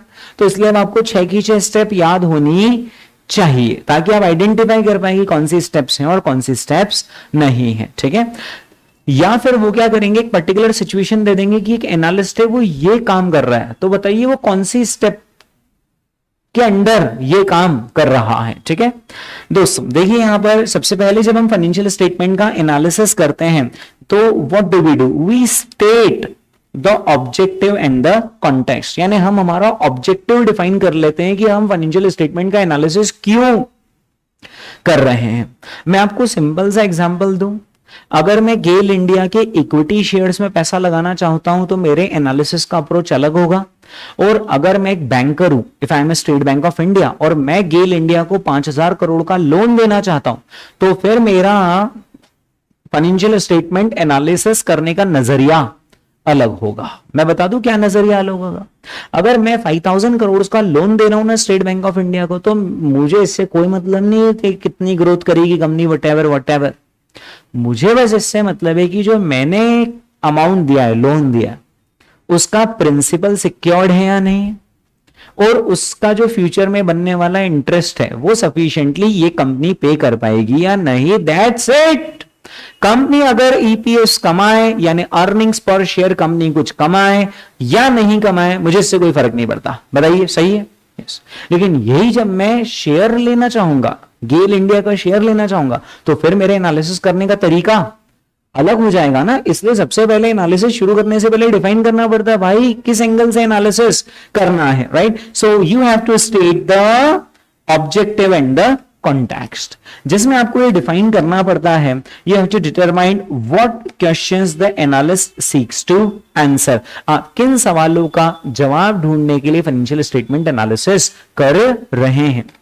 दूसरा, आपको यह भी बताना पड़ेगा कि आखिर आप कौन कौन से रिसोर्सेस यूज करेंगे और कितना टाइम आपके पास है एनालिसिस करने के लिए, क्योंकि एनालिसिस करने में हो सकता है कि हमें क्विकली एनालिसिस करना हो या फिर हो सकता है हमारे पास सफिशिएंट टाइम हो। मैं आपको बता देता हूं इसका एग्जांपल क्या है। सपोज कीजिए कि कंपनी का आईपीओ है और आईपीओ की क्लोजिंग डेट है आज से 2 days लेटर, तो बस अब आप 7 दिन तक एनालिसिस कर ही नहीं सकते। You cannot have the luxury of spending 7 days to analyze the company, क्योंकि तब तक तो IPO ही close हो जाएगा। So now that's a time bound analysis. So you have to define how much time is available to perform the analysis। होता है कई बार मेरे साथ, मतलब IPO आता है ना कंपनी का, तो मैं तो चाहता हूं कि उसका IPO का पूरा वो जो प्रोस्पेक्टस आता है, कभी वर्ड सुना आपने प्रोस्पेक्टस? जब कंपनीज अपना IPO लेकर आती है ना, तो वो RHP फाइल करती है। क्या फाइल करती है? RHP। कोई बता सकता है RHP का फुल फॉर्म? ओके, समझ लेते दोस्तों, कोई दिक्कत नहीं, इसीलिए तो हम यहां पर इकट्ठे हुए हैं। RHP है ना, तो इंडिया में RHP का मतलब होता है रेड हेरिंग प्रोस्पेक्टस। ठीक है, red herring prospectus. Red herring prospectus का मतलब क्या होता है कि जब कंपनी आईपीओ लेकर आती है तो वो सेबी को बताती है। किसको बताती है? सेबी को बताती है कि हम आईपीओ क्यों लाना चाहते हैं, हम आईपीओ कितना बड़ा लाना चाहते हैं, यानी 500 करोड़ का आईपीओ लाना चाहते हैं, 5000 करोड़ का आईपीओ लाना चाहते हैं। हमारी कंपनी क्या करती है, हमारी पास्ट परफॉर्मेंस आखिर कैसी रही है, ये जो आईपीओ से हम पैसा रेज करेंगे उसको आखिर हम कैसे यूटिलाइज करेंगे, ये सारी इंफॉर्मेशन किसके अंदर लिखी होती है? रेड हेरिंग प्रोस्पेक्टस के अंदर लिखी होती है। ठीक है, तो ये वो डॉक्यूमेंट होता है जो पहले फाइल करना पड़ता है। किसके पास? सेबी के पास। सेबी उसको जांचती है पूरा, अच्छा कंपनी क्या करती है, ओके कंपनी ये करती है, कंपनी के अकाउंट्स ऑडिट करे में क्या, अच्छा ऑडिट करे में, ओ कंपनी की बैलेंस शीट ऐसी, इनकम स्टेटमेंट, अरे ये तो लॉस मेकिंग कंपनी है, रिजेक्ट करो इनका आईपीओ। रिजेक्ट हो गया आईपीओ। अब कंपनी पब्लिक से पैसा रेज नहीं कर सकती। एग्जैक्टली।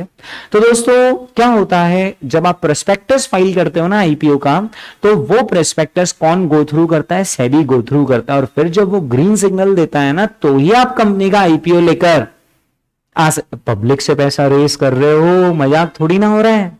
पब्लिक से पैसा रेज कर रहे हो, पब्लिक ट्रस्ट करती है कंपनी पर। आज आप और मैं किसी आईपीओ में एप्लीकेशन लगाते तो हम बेसिकली क्या, ट्रस्ट ही तो है। तो ट्रस्ट को बरकरार रखने के लिए सेबी क्या करती, कहती है रेड हेरिंग प्रोस्पेक्टस हमारे पास फाइल करो, प्रोस्पेक्टस में सब लिखो। और इतनी सारी स्ट्रिक्ट रिक्वायरमेंट्स होती है, इतने सारे डिस्क्लोजर्स होते हैं, मतलब कंपनी को यह कहा जाता है कि ये भी डिस्क्लोज करो कि आपकी कंपनी में क्या क्या रिस्क है। बताओ जनता को कि आपकी कंपनी में अगर उन्होंने पैसा लगाया तो क्या क्या रिस्क है। बताओ जनता को कि आपके कौन कौन कॉम्पिटिटर हैं। बताइए जनता को कि आपकी कंपनी में कितने एम्प्लॉइज हैं। बताइए जनता को कि आपकी कंपनी के जो एम्प्लॉइज हैं उनकी क्वालिफिकेशन आखिर क्या है। ये बताइए कि जो आपके एम्प्लॉइज हैं वो आखिर कितने एक्सपीरियंस है, कितने साल से आपकी कंपनी के पास है। ये बताइए जनता को कि आपकी कंपनी का मैनेजमेंट कितना रेम्यूनरेशन विथड्रॉ कर रहा है, क्योंकि कंपनी अच्छी है लेकिन कंपनी के ओनर्स खुद ही सारा रेम्यूनरेशन विथड्रॉ कर रहे, तो प्रॉफिट्स तो बचेगा ही ना शेयर होल्डर्स के लिए, राइट। सारी इंफॉर्मेशन किस में डिस्क्लोज करनी पड़ती है? रेड हेरिंग प्रोस्पेक्टस में डिस्क्लोज करनी पड़ती है, राइट। हाँ, तो मैं आपको कह रहा था वो जो आरएचपी फाइल होता है ना, वो कम से कम 300-500 पेज का रहता है, 300 to 500 पेजेस का रहता है। अब आप सोचो यार, अगर आईपीओ आ रहा है कंपनी का और मैं 300 से 500 पेज पढ़ने के लिए अगर 5-7 दिन लगा रहा हूं तो इतने में तो कंपनी का आईपीओ निकल जाएगा. If I have to analyse, it has to be time bound analysis, right. तो जब भी आप एनालिसिस करें तो दो चीजें डिफाइन कर देंगे, आखिर आपके एनालिसिस का ऑब्जेक्टिव उद्देश्य क्या है और आपके एनालिसिस का कॉन्टेक्स्ट आखिर क्या है. मतलब प्रिसाइसली आपको ये बताना है कि आप किन सवालों के जवाब ढूंढना चाह रहे हैं, आप क्या क्या रिसोर्सेज यूज करने वाले हैं एनालिसिस में, और आपके पास कितना टाइम है टू परफॉर्म द एनालिसिस. ठीक है, जो मैं बोल रहा हूं सब ध्यान से सुनना है ना. मेरे समझाने के बाद मैं किसी भी एक से पूछ लेता हूं कि बताओ मैंने, आप मुझे समझाओ कि मैंने आपको क्या समझाया. दोस्तों स्टेप नंबर 2, एक बार हमने ऑब्जेक्टिव डिफाइन कर लिया, इसके बाद स्टेप नंबर 2 क्या होगी, is to gather the data. Data इकट्ठा करो एनालिसिस करने के लिए, राइट. डेटा इकट्ठा करने में हम सबसे पहले क्या करेंगे, कहां से डेटा लेकर आएंगे, हम कंपनीज के फाइनेंशियल स्टेटमेंट्स डाउनलोड कर लेंगे and other relevant data on it's industry and economy. वो कंपनी जिस इंडस्ट्री में ऑपरेट करती है, आप इतना समझते हो ना जब मैं बोलता हूं कि कंपनी किस इंडस्ट्री में ऑपरेट करती है. जैसे कि अगर मैं आपसे पूछता हूं कि डीमार्ट, तो डीमार्ट नाम की कंपनी किस इंडस्ट्री में ऑपरेट करती है, रिटेलिंग में. या फिर अगर मैं आपसे बोलता हूं कि अल्ट्राटेक, तो अल्ट्राटेक किस इंडस्ट्री में ऑपरेट करती है, हाँ जी, सीमेंट इंडस्ट्री में ना. या फिर मैं आपसे बोलता हूं भारतीय एयरटेल, तो भारतीय एयरटेल किस इंडस्ट्री में ऑपरेट करती है, टेलीकॉम में, राइट. तो अगर मैं भारतीय एयरटेल के शेयर का एनालिसिस कर रहा हूं तो डोंट यू थिंक कि मुझे टेलीकॉम सेक्टर का आइडिया होना चाहिए कि टेलीकॉम सेक्टर किस तरीके से वर्क करता है. Exactly. So I would gather data about company's financial statements as well as other relevant data on its industry and the economy.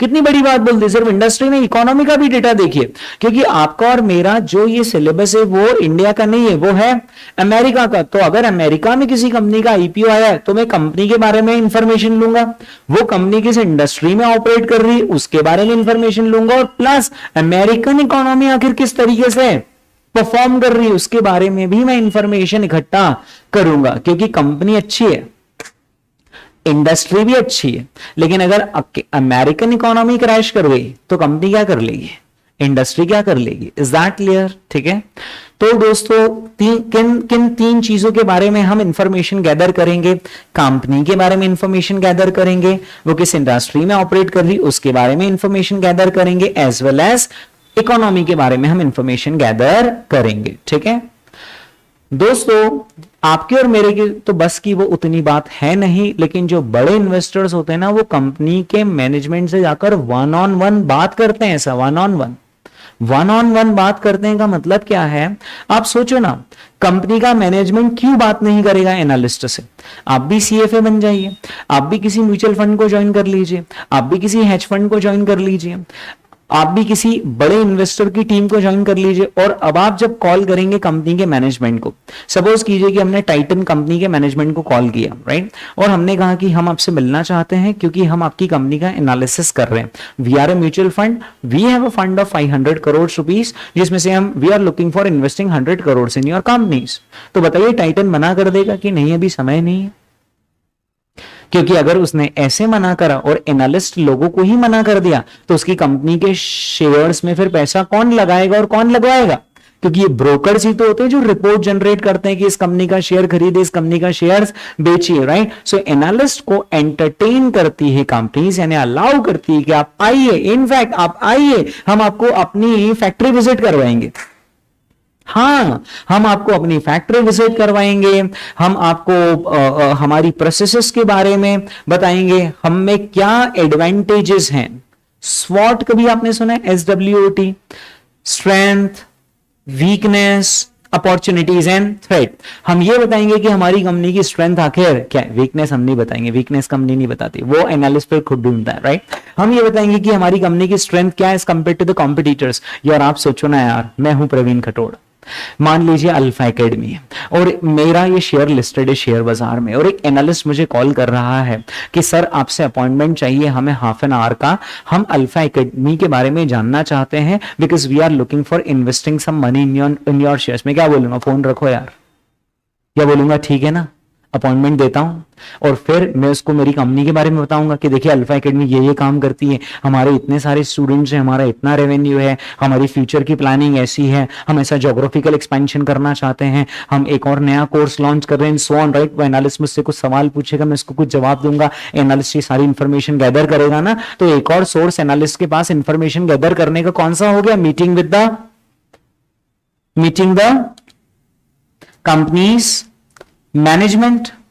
So we are going to ask questions to companies management. हम suppliers को भी question करेंगे और हम customers को भी question करेंगे, हम कंपनी की साइट को विजिट करेंगे और हम डेटा कलेक्ट करेंगे. Is that clear? ठीक है. अब दोस्तों डेटा आ गया बहुत सारा, अब क्या करेंगे, डेटा को हम प्रोसेस करेंगे, राइट.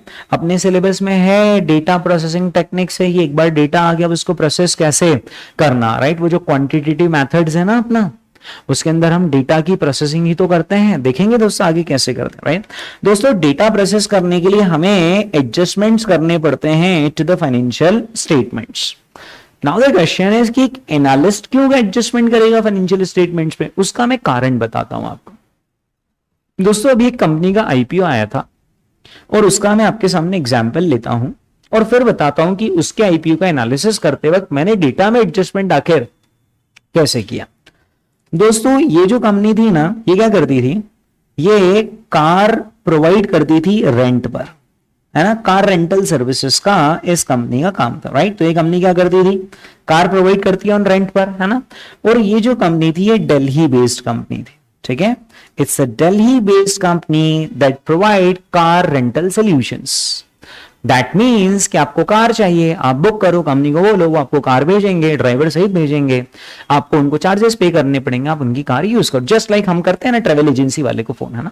ये बहुत बड़ी कंपनी थी, इनकी ऐसा बताते कि कम से कम 12,000 कार से, कितनी कार से इनकी दिल्ली में 12,000 कार्स है. दिल्ली मतलब ऐसा नहीं सिर्फ दिल्ली में ऑपरेट करते हैं, दिल्ली में तो उनका हेडक्वार्टर्स है, आसपास हर जगह वो ऑपरेट करते हैं, जैसे दिल्ली हुआ, हरियाणा हुआ, है ना, वहां पर हर जगह ऑपरेट करते हैं. 12,000 कार है इनके पास, वो ये लोग रेंटल पर चलाते हैं और इससे इनका रेवेन्यू जनरेट होता है.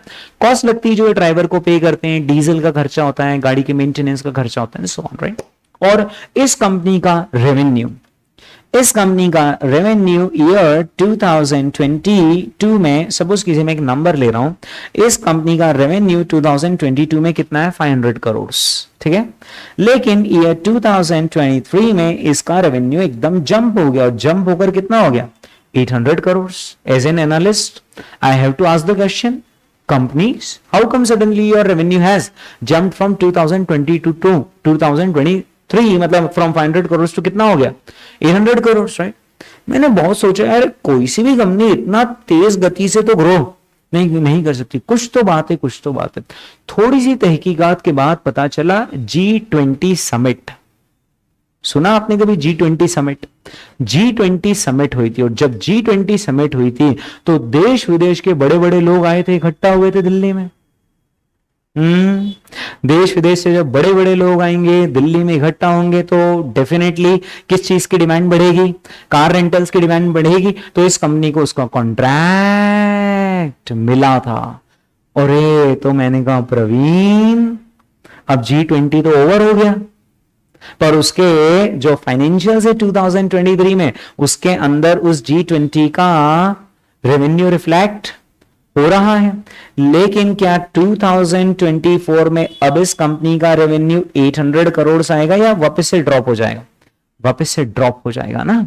सो this is called as analyst has to make appropriate adjustments to the financial statements, क्योंकि ये वन टाइम रेवेन्यू था, वो वन टाइम रहा, वो हमेशा थोड़ी ना कंटिन्यू करेगा. अब जब आज मैं कंपनी का शेयर खरीदूंगा तो G20 वाला रेवेन्यू मुझे थोड़ी ना मिलेगा, मुझे तो मैं आज खरीदूंगा तो आगे वाले रेवेन्यू मिलेंगे, तो मैं तो उसके बेसिस पर कंपनी के शेयर्स का एनालिसिस करूंगा. This is called as making adjustments to the financial statements. Is that clear? Okay. Ratios word कभी आपने सुना है क्या? एक दो रेशियो के नाम बोलो यार जरा. Net profit ratio, gross profit ratio, PE ratio, debt to equity ratio, return on equity, return on capital employed, है ना. कोई चिंता वाली बात नहीं, ये सब रेशियोज भी अपने सिलेबस में है ना. बट ये सारे रेशियोज होते हैं, है ना. और ये रेशियोज एक एनालिस्ट कैलकुलेट करता है, डेटा प्रोसेसिंग के वक्त, ताकि उसे अंदाज लग जाए कि कंपनी की परफॉर्मेंस आखिर कैसी है, राइट। ज्यादा बड़ी बात नहीं दोस्तों, नेट प्रॉफिट मार्जिन तो समझते हो ना। दो कंपनीज हैं, दोनों बिल्कुल सेम है, लेकिन एक कंपनी का नेट प्रॉफिट मार्जिन 10% और सेकंड कंपनी का नेट प्रॉफिट मार्जिन 20%। तो बताइए कौन सी कंपनी अच्छी हुई? Second company.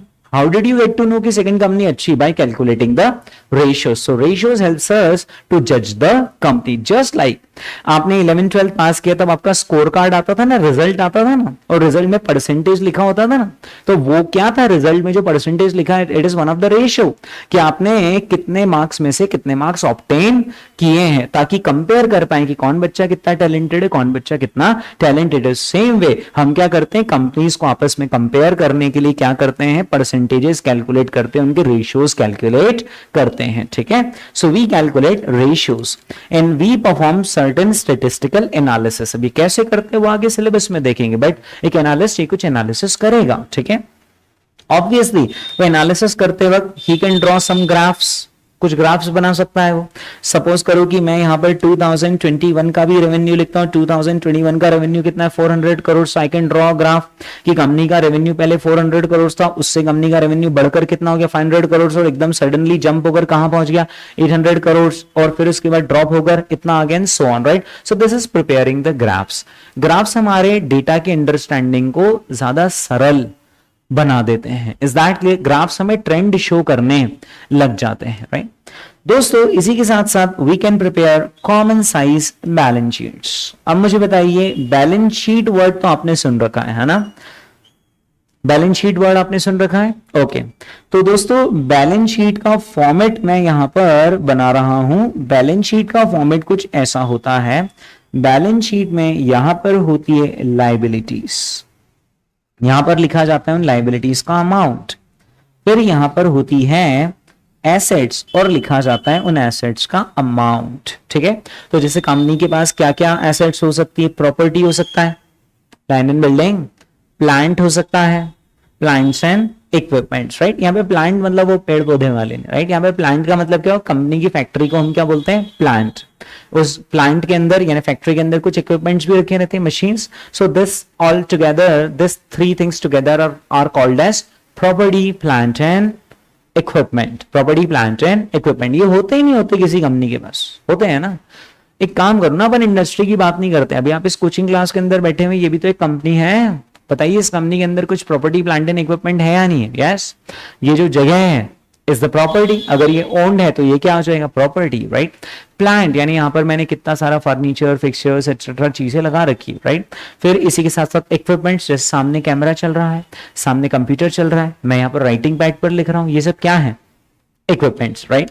इसी के साथ साथ दोस्तों कंपनी ने अगर कुछ गुड्स उधार में बेच रखे हैं तो कंपनी के क्या होंगे? डेटर्स। जिन कस्टमर को हम उधार में बेचते हैं उनको क्या कहते हैं? डेटर्स। अच्छा, कंपनी के अंदर कुछ ना कुछ इन्वेंट्री भी पड़ी रहती है। जैसे अल्फा एकेडमी के अंदर इन्वेंट्री के नाम पर क्या होंगी? किताबें होंगी। जो हमने किताबें ऑलरेडी बुक्स प्रिंट करवा रखी होंगी, धीरे धीरे हम स्टूडेंट्स को देते चले। So that's our inventory, right. तो उसी तरीके से कंपनीज के पास इन्वेंट्री होती है।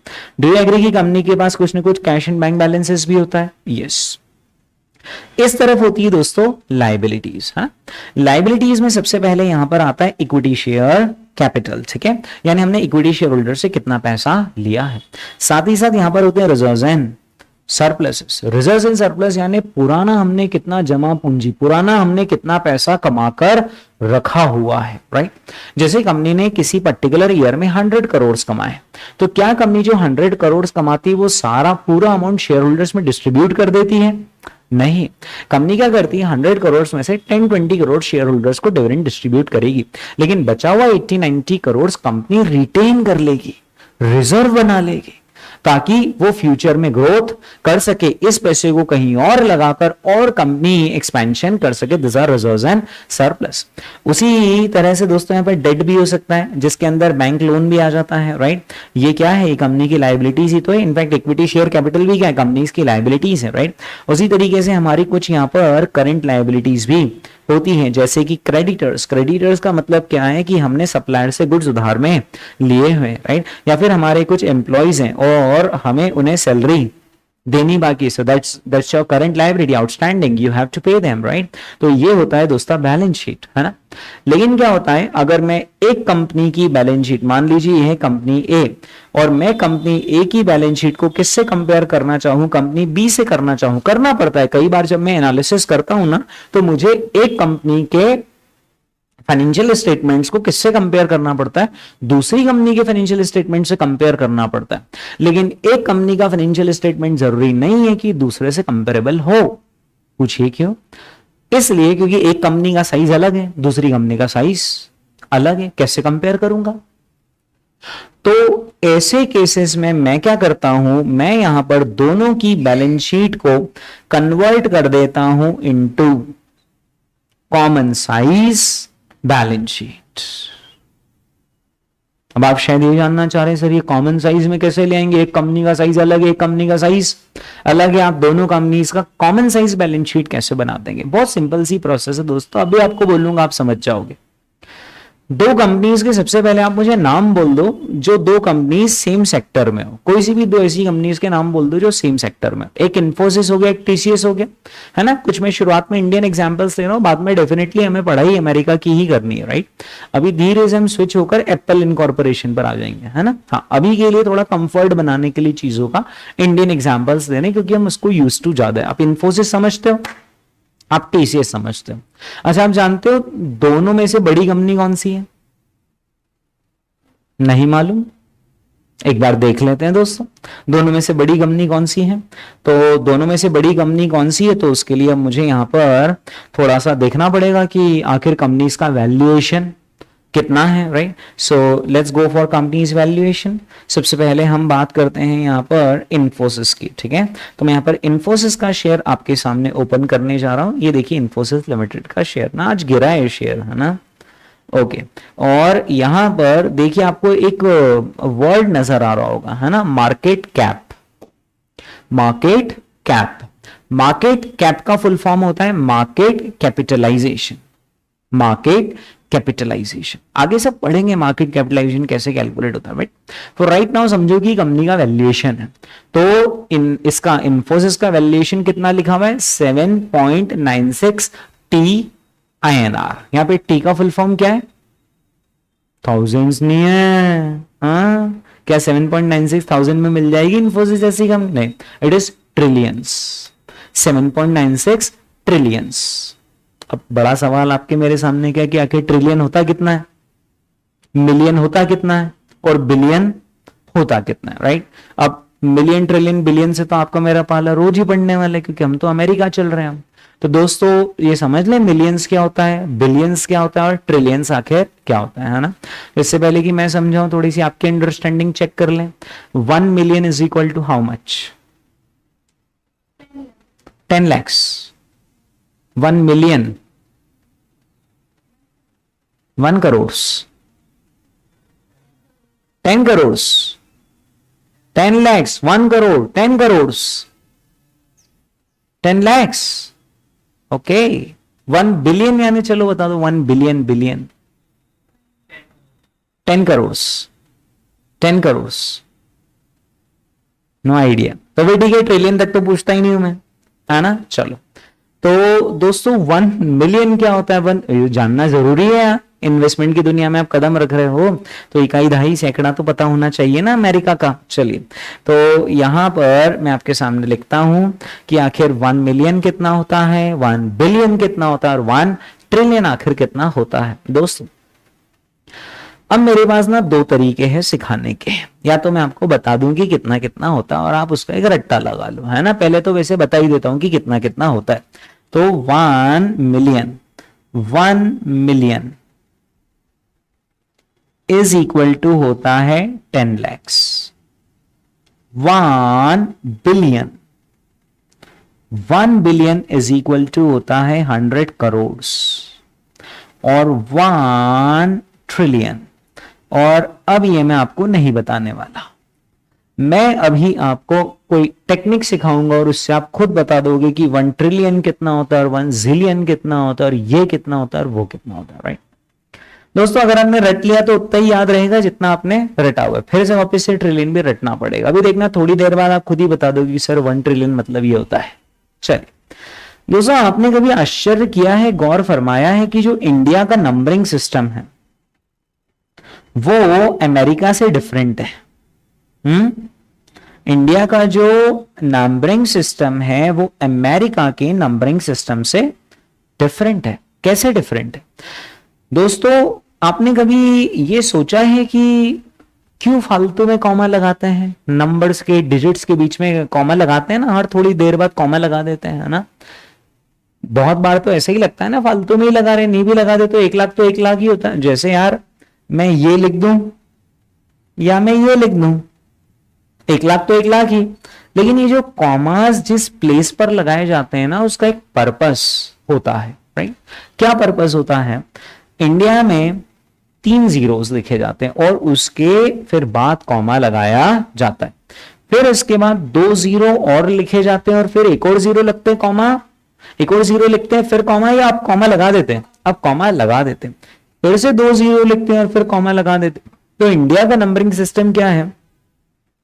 3 जीरोस आएंगे, उसके बाद हर 2 जीरो के बाद कॉमा लगेगा। ये कॉमा लगाने का पर्पस होता है, कॉमा वहां लगाया जाता है जहां पर यूनिट चेंज हो रही है, कॉमा वहां लगाया जाता है जहां पर यूनिट चेंज हो रही है, राइट। तो अब आप देखिए जरा यहां पर, अगर मैं यहां पर बोल रहा हूं, है ना, तो ये क्या हो गया 1000, राइट। यानी यहां पर अगर 3 जीरोस लगे हुए, इसका इंप्लाइड मीनिंग है कि यहां पर यूनिट क्या है 1000। अच्छा, अगर मैं 2 जीरो और जोड़ दूं और फिर यहां 1 लिखूं तो ये क्या बन गया लैक्स, तो यहां पर ये हो गया है लैक्स। अच्छा, फिर इसके बाद अगर मैं 2 जीरो और लगा दूं तो ये क्या बन जाता है करोड़। इज दैट क्लियर, है ना। फिर इससे आगे नहीं जाते, वो नील, पदम, शंख और क्या क्या चीजें आने लग जाती है ना, वहां तक अपने को जाने की जरूरत नहीं, राइट। हाँ, जो अमेरिका वाले हैं ना वो हम जैसे हैं, हमसे अलग है, हमसे अलग है। कभी कभी आपने कैलकुलेटर चलाया होगा तो उसमें भी देखा होगा कि यार ये क्या, हर कितने जीरो के बाद कॉमा लग रहे हैं, हर 3 जीरोस के बाद कॉमा लगते हैं, राइट। अमेरिका का नंबरिंग सिस्टम है कि वहां 3 जीरोस लिखते हैं फिर कॉमा लगाते हैं। फिर ऐसा नहीं होता है कि अमेरिका में 2 जीरो लिख दिया और कॉमा लगा दी। अमेरिका में रूल क्या है, हर कितने जीरोस के बाद कॉमा लगेंगे, हर 3 जीरोस के बाद कॉमा लगेंगे। Is that clear? उन्होंने मजाक में बना लिया गया कि हम हर 3 में लगाएंगे, इंडिया वाले हर 2 में लगा रहे, तो नहीं। उन्होंने कहा क्योंकि जो हमारी यूनिट है वो हर कितने जीरोस पर चेंज होती है, हर 3 जीरोस पर चेंज होती है। तो वहां पर ये 3 जीरोस जो हैं, है ना, ये क्या रिप्रेजेंट करते हैं, ये इसको गायब कर देना और अब देखना 3 जीरोस क्या रिप्रेजेंट करते हैं वहां पर 1000। 1000 से ऊपर वहां पर यूनिट होती है मिलियन। 1000 से ऊपर कौन सी यूनिट है, मिलियन, ठीक है।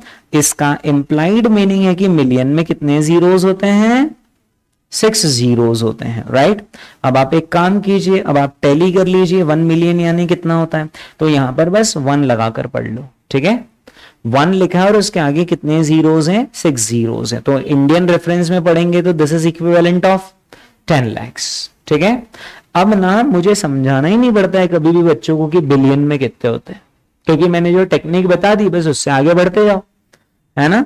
मिलियन अगर इतना है तो 3 जीरोस और लगा देंगे तो ये क्या बन जाएगा, बिलियन बन जाएगा। अब सोच ले बिलियन आखिर कितना होता है, तो 3 जीरोस यानी क्या हो गया thousands, 2 more zeros यानी क्या हो गया lakhs, 2 more zeros यानी क्या हो गया करोड़। सो दिस इज 1 करोड़, है ना। लेकिन 1 करोड़ है या एक और जीरो है, 10 करोड़, 10 करोड़ या एक और जीरो है 100 करोड़। तो 1 बिलियन इक्वल्स टू कितना हुआ 100 करोड़।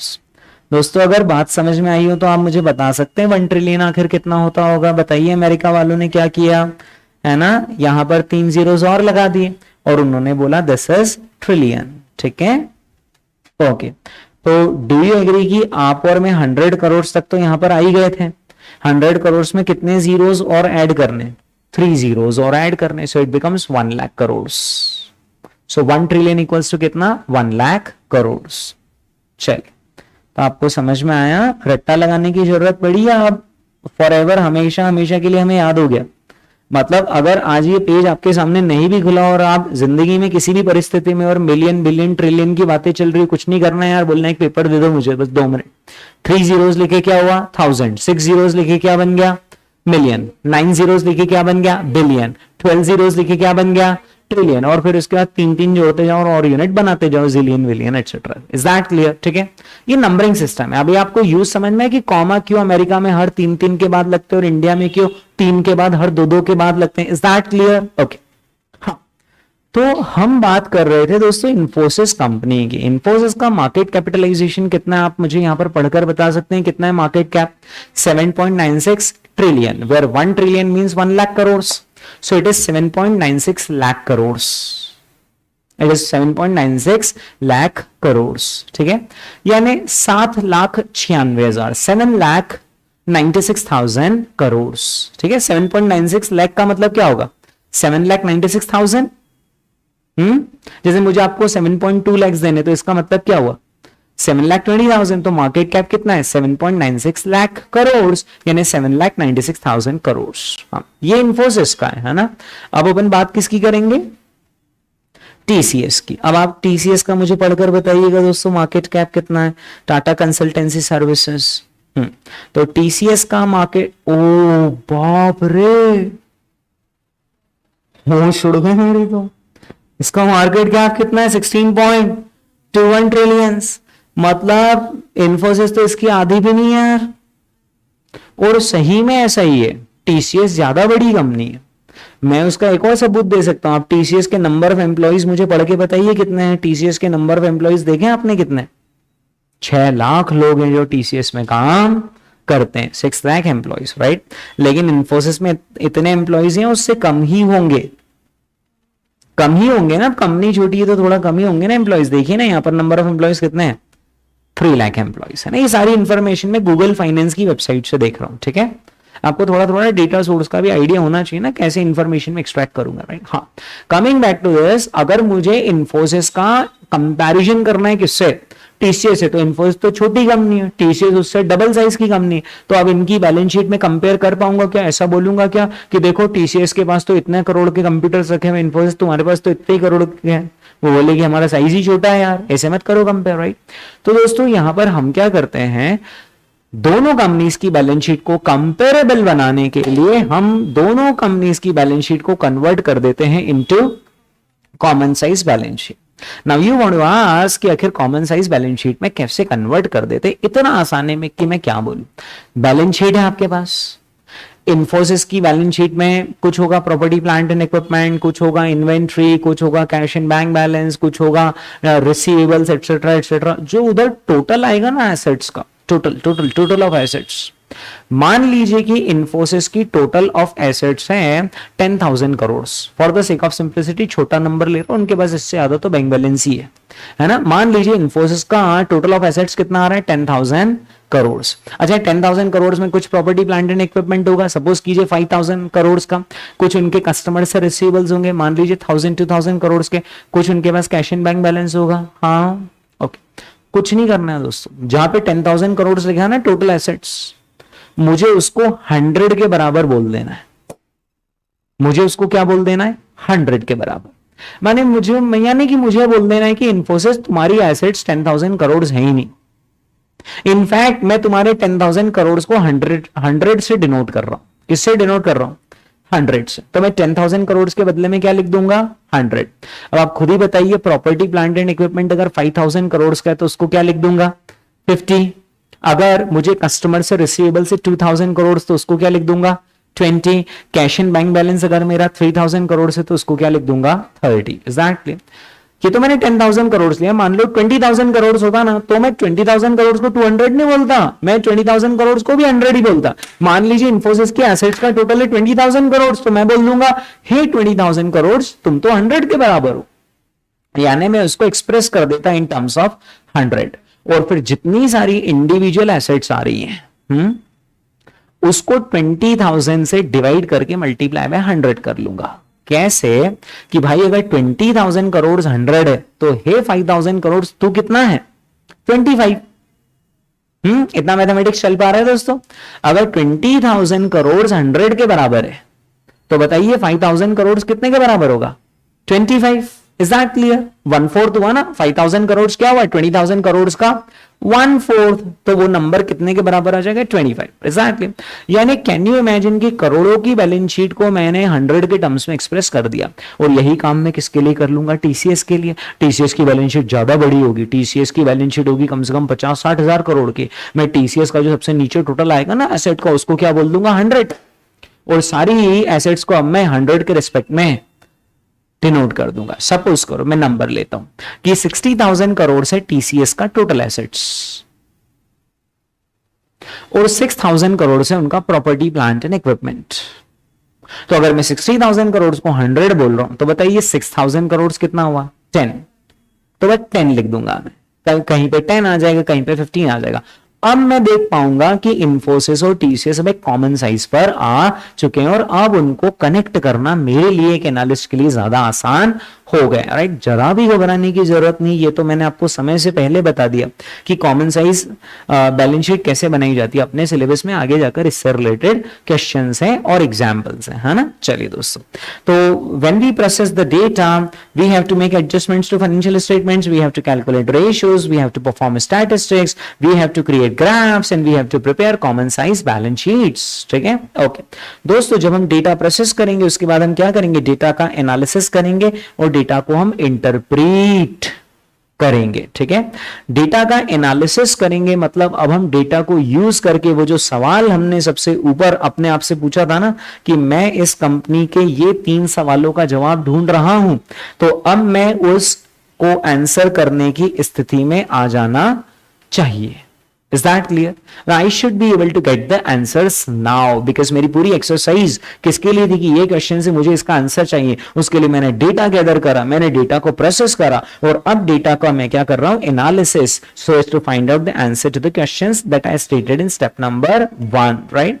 और फिर उसके बाद मैं कंक्लूजन्स निकालूंगा और मेरी रिकमेंडेशंस दूंगा। ठीक है, आपने देखा होगा ना, ब्रोकर लोग रिकमेंड करते हैं कि ये शेयर खरीदो, ये शेयर बेचो, etcetera etcetera, right. So I should be able to generate the recommendations. इसके बाद अब मैं क्या करूंगा? अब मैं रिपोर्ट बनाऊंगा। जो मैंने कंक्लूजन्स निकाले या जो मेरी रिकमेंडेशंस है उसके लिए मैं क्या करूंगा? रिपोर्ट बनाऊंगा। आप में से किसी ने भी कभी इक्विटी रिसर्च रिपोर्ट देखी है क्या?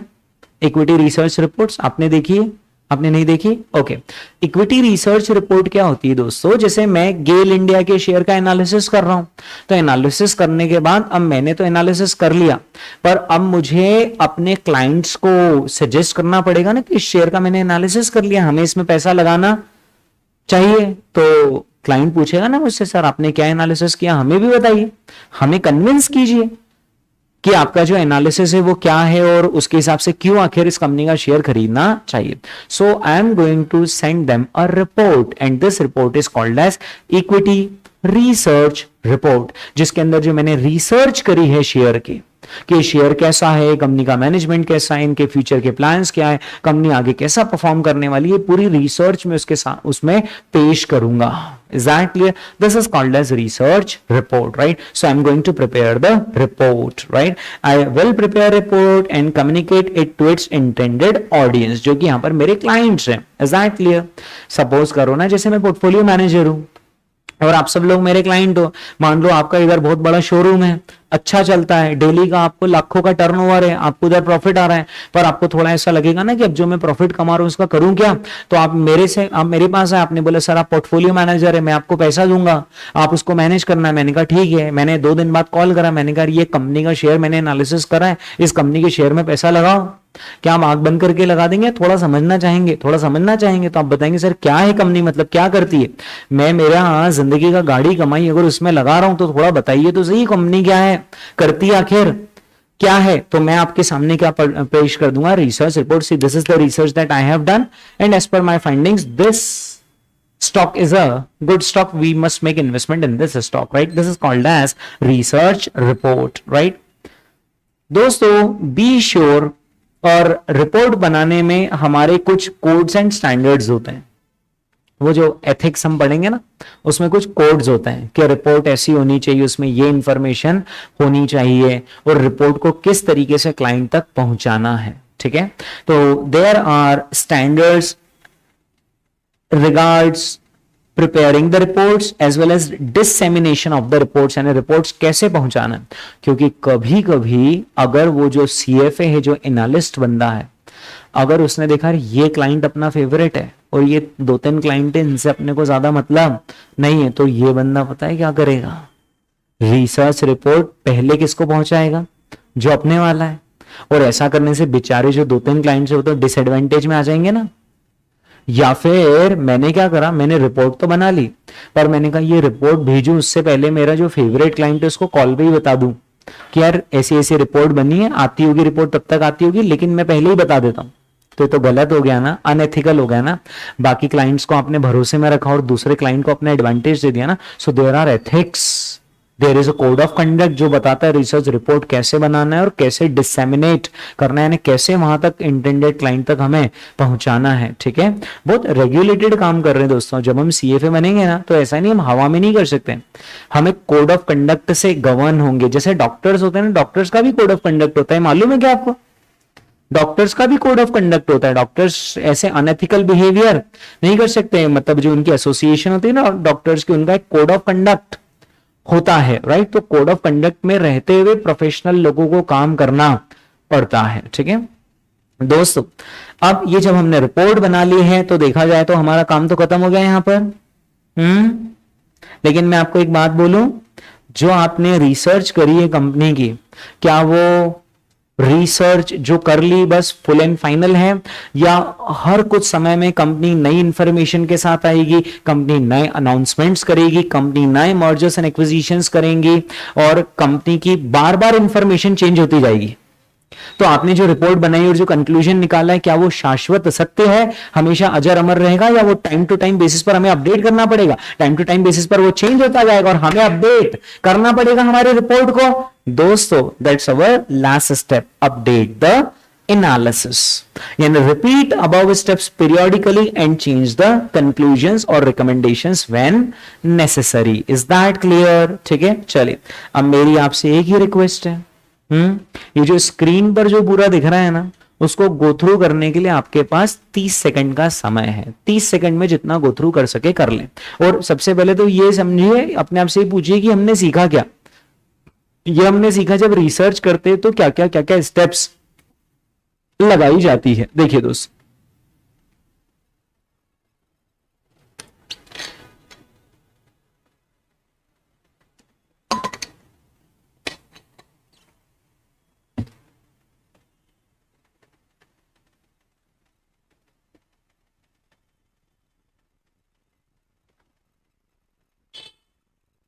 ओके चलिए, तो आप बताइए क्या है वो 6 स्टेप्स फाइनेंशियल स्टेटमेंट एनालिसिस की। सबसे पहली step, state the objective and context. Second step, gather data. Third step, process the data. Fourth step, gather कर लिया, प्रोसेस कर लिया, अब क्या करोगे? प्रोसेस कर लिया डेटा, अब क्या करोगे? और प्रोसेसिंग से जो आपकी ऑब्जर्वेशंस बनेगी, आप क्या करोगे? डेटा का एनालिसिस करोगे। ठीक है, analyse and report the conclusion, right. फिर फिफ्थ स्टेप क्या होती है? प्रिपेयरिंग द रिपोर्ट्स, है ना, रिपोर्ट करना और रिपोर्ट को डिसेमिनेट करना, लोगों तक पहुंचाना। और सिक्स्थ स्टेप क्या होगी? Update the report. Is that clear? देखिए दोस्तों यहां पर, है ना, रिपोर्ट द कंक्लूजंस और रिकमेंडेशंस, उससे पहले क्या? Analyse and interpret the data. क्या क्लियर है सबको? चलिए दोस्तों, ये हमने यहां पर समझा किसके बारे में? What are the steps in financial statement analysis. Okay, क्यों क्यों क्यों मैं पूछता हूं, क्यों करते हैं हम फाइनेंशियल स्टेटमेंट का एनालिसिस? यही तो मैंने सबसे पहले समझाया था कि आखिर क्यों करते हैं फाइनेंशियल स्टेटमेंट का analysis. What is the role of financial statement analysis? क्या है रोल फाइनेंशियल स्टेटमेंट एनालिसिस का? ताकि हम डिसीजंस ले पाए, ताकि हम डिसीजंस ले पाए। कैसे डिसीजंस? Economic decisions. ठीक है, कैसे डिसीजंस ले पाए? Economic decisions. इकोनॉमिक डिसीजंस मतलब इस कंपनी के शेयर में पैसा लगाएं या नहीं लगाएं, इस कंपनी का बॉन्ड या डिबेंचर खरीदें या नहीं खरीदें, या अगर मैं एक बैंक हूं तो इस कंपनी को मैं लोन दूं या नहीं दूं। Is that clear? तो दोस्तों यहां पर हम फाइनेंशियल स्टेटमेंट एनालिसिस क्यों करते हैं? ताकि हम उस इंफॉर्मेशन को यूज कर पाए to make economic decisions। और economic decisions के examples क्या हुए? whether to invest in a company or not, क्या हम कंपनी के शेयर्स में पैसा लगाएं या नहीं लगाएं। whether to extend trade और बैंक क्रेडिट। दोस्तों यहां पर बैंक क्रेडिट तो आपको समझ में आ रहा है कि एज अ बैंकर हम इस कंपनी को लोन दे या ना दे, लेकिन ट्रेड क्रेडिट देते वक्त भी फाइनेंशियल स्टेटमेंट का एनालिसिस करते हैं। आपको पता है क्या? देखो मैं आपको बताता हूं। वोडाफोन आइडिया है ना, हम सब भारतीय लोग हैं तो हमें वोडाफोन आइडिया समझ में आता है ना। वोडाफोन आइडिया की हालत बहुत अच्छी है, बहुत खराब है? बोलो बहुत खराब है ना। जियो ने आकर वोडाफोन आइडिया की बैंड बजा दी, तो बात तो सबको मालूम है ना। हाँ, वोडाफोन आइडिया के साथ पता है क्या चक्कर पड़ गया था? वोडाफोन आइडिया के शेयर के प्राइसेस क्रैश होते ही जा रहे थे, उसके सब्सक्राइबर्स उसको छोड़कर जाते ही जा रहे थे। इट्स अ टेलीकॉम कंपनी, उसके जो सब्सक्राइबर्स है वो कम होते जा रहे थे। इसके पास कैश अवेलेबल था या इसके पास कैश का क्रंच हो गया? कैश का क्रंच हो गया। ऐसे केसेस में वोडाफोन आइडिया अगर अपने सप्लायर को अप्रोच करता है, और वोडाफोन आइडिया के सप्लायर कौन हो सकते हैं? जैसे केबल्स लगती हैं या नहीं वोडाफोन आइडिया को, केबल्स बेचती है ना। अपना जो डेटा ट्रांसमिट होता है वो किसके थ्रू होता है? केबल्स के थ्रू होता है। ठीक है, अपने को दिखता है कि अपन ने फोन करा और हवा में बात होगी, लेकिन हवा में नहीं होती, मुझे भी यहां से टावर तक जाता है डेटा। ये जो सेल फोन है ना, इसमें मैंने मुंबई फोन लगाया ना, तो यहां से हवा में मेरी बात मुंबई तक नहीं जाएगी, आकाशवाणी नहीं होगी। मैं जो बोल रहा हूं ना उसे हवा में मालूम कहां तक जाता है? टेलीकॉम टावर तक जाता है, जो मेरा नियरेस्ट टेलीकॉम टावर है। फिर वो टावर से नीचे जमीन में जाता है, और वहां जमीन में केबल लगी हुई रहती है, और वो केबल कनेक्ट होती है वोडाफोन आइडिया के केबल का ऐसा रूम है, पूरा डेटा सेंटर है वहां पर, वहां होती है, और वहां से वो केबल मुंबई तक बिछी हुई है। तो जो मेरी आवाज मुझे लग रहा है ना ऐसे हवा में जा रहा है, हवा में नहीं जाती, सिर्फ कहां तक जाती है? हवा में। टेलीकॉम टावर, उसके बाद तो केबल के थ्रू यहां से जिस शहर में हम पढ़ाई कर रहे हैं ना, इस शहर से मुंबई में भी केबल बिछी हुई, दिल्ली में भी केबल बिछी हुई, वो केबल से आता है डेटा मुंबई में। फिर मुंबई में वो जो केबल है वापस से जमीन में से बाहर निकलती है, और वो एक टेलीकॉम टावर पे कनेक्ट होती है, और वो उस टावर पे कनेक्ट होती है जिस टावर वाले व्यक्ति को मैंने फोन किया है, और वो टावर से फिर उसके सेलफोन तक जाती है। ठीक है, अब वोडाफोन आइडिया का सप्लायर कौन हुआ? केबल प्रोवाइडर्स हुए, राइट। या फिर आपने देखा होगा ना, ये 4G गियर्स नाम की कोई चीज कभी सुनी है क्या? 4G gears, 5G gears, band, telecom tower में कितनी सारी चीजें लगती है ना। टावर टेलीकॉम टावर लगते हैं ना। ये जो टेलीकॉम टावर होते हैं, ये कोई वोडाफोन थोड़ी ना बैठ के बनाता है, ये तो क्या करता है? अपने सप्लायर से खरीदता है। ये जो सप्लायर है ना, इन्होंने हाथ ऊंचे कर दिए। वोडाफोन आइडिया तुम्हारी तो हालत खराब है, हम तुम्हें टावर्स दे दें और तुमने अगर हमें पेमेंट नहीं किया तो तुम तो डूब ही रहे हो सनम, हमें भी साथ में लेकर डूब जाओगे, हम तुम्हें उधार नहीं दे रहे। तो वो जो सप्लायर्स होते हैं ना, वो भी फाइनेंशियल स्टेटमेंट का एनालिसिस करते हैं to decide whether they should extend trade credit और नॉट। कि हम ट्रेड क्रेडिट यानी तो समझते हो, ट्रेड क्रेडिट का मतलब क्या हुआ बताइए? उधार में देना माल is called as trade credit. अगर मैं उधार में दूं या ना दूं, उसके लिए मुझे देखना पड़ेगा ना कंपनी की पोजीशन कैसी है। कंपनी की पोजीशन किससे पता चलेगी? फाइनेंशियल स्टेटमेंट एनालिसिस से पता चलेगी। ठीक है, so whether to extend trade credit और बैंक क्रेडिट। अच्छा एक बात बताइए, क्रेडिट रेटिंग्स नाम की क्या आपने कोई चीज सुन रखी है? क्रेडिट रेटिंग्स है ना, क्या होती है क्रेडिट रेटिंग्स, वो आगे जाकर समझेंगे। लेकिन कंपनी की क्रेडिट रेटिंग असाइन करने के लिए भी कंपनी के फाइनेंशियल स्टेटमेंट्स का एनालिसिस किया जाता है, राइट। दोस्तों क्या आपने क्रिसिल नाम सुना हुआ है कभी? आपने क्रिसिल, इकरा ऐसे नाम नहीं सुने हुए कभी? ओके ठीक, समझा दूं क्या? अब समझना तो पड़ेगा इसी, नहीं तो कहां समझोगे ऐसी सारी चीजें। ओके, क्रिसिल, इकरा, केयर,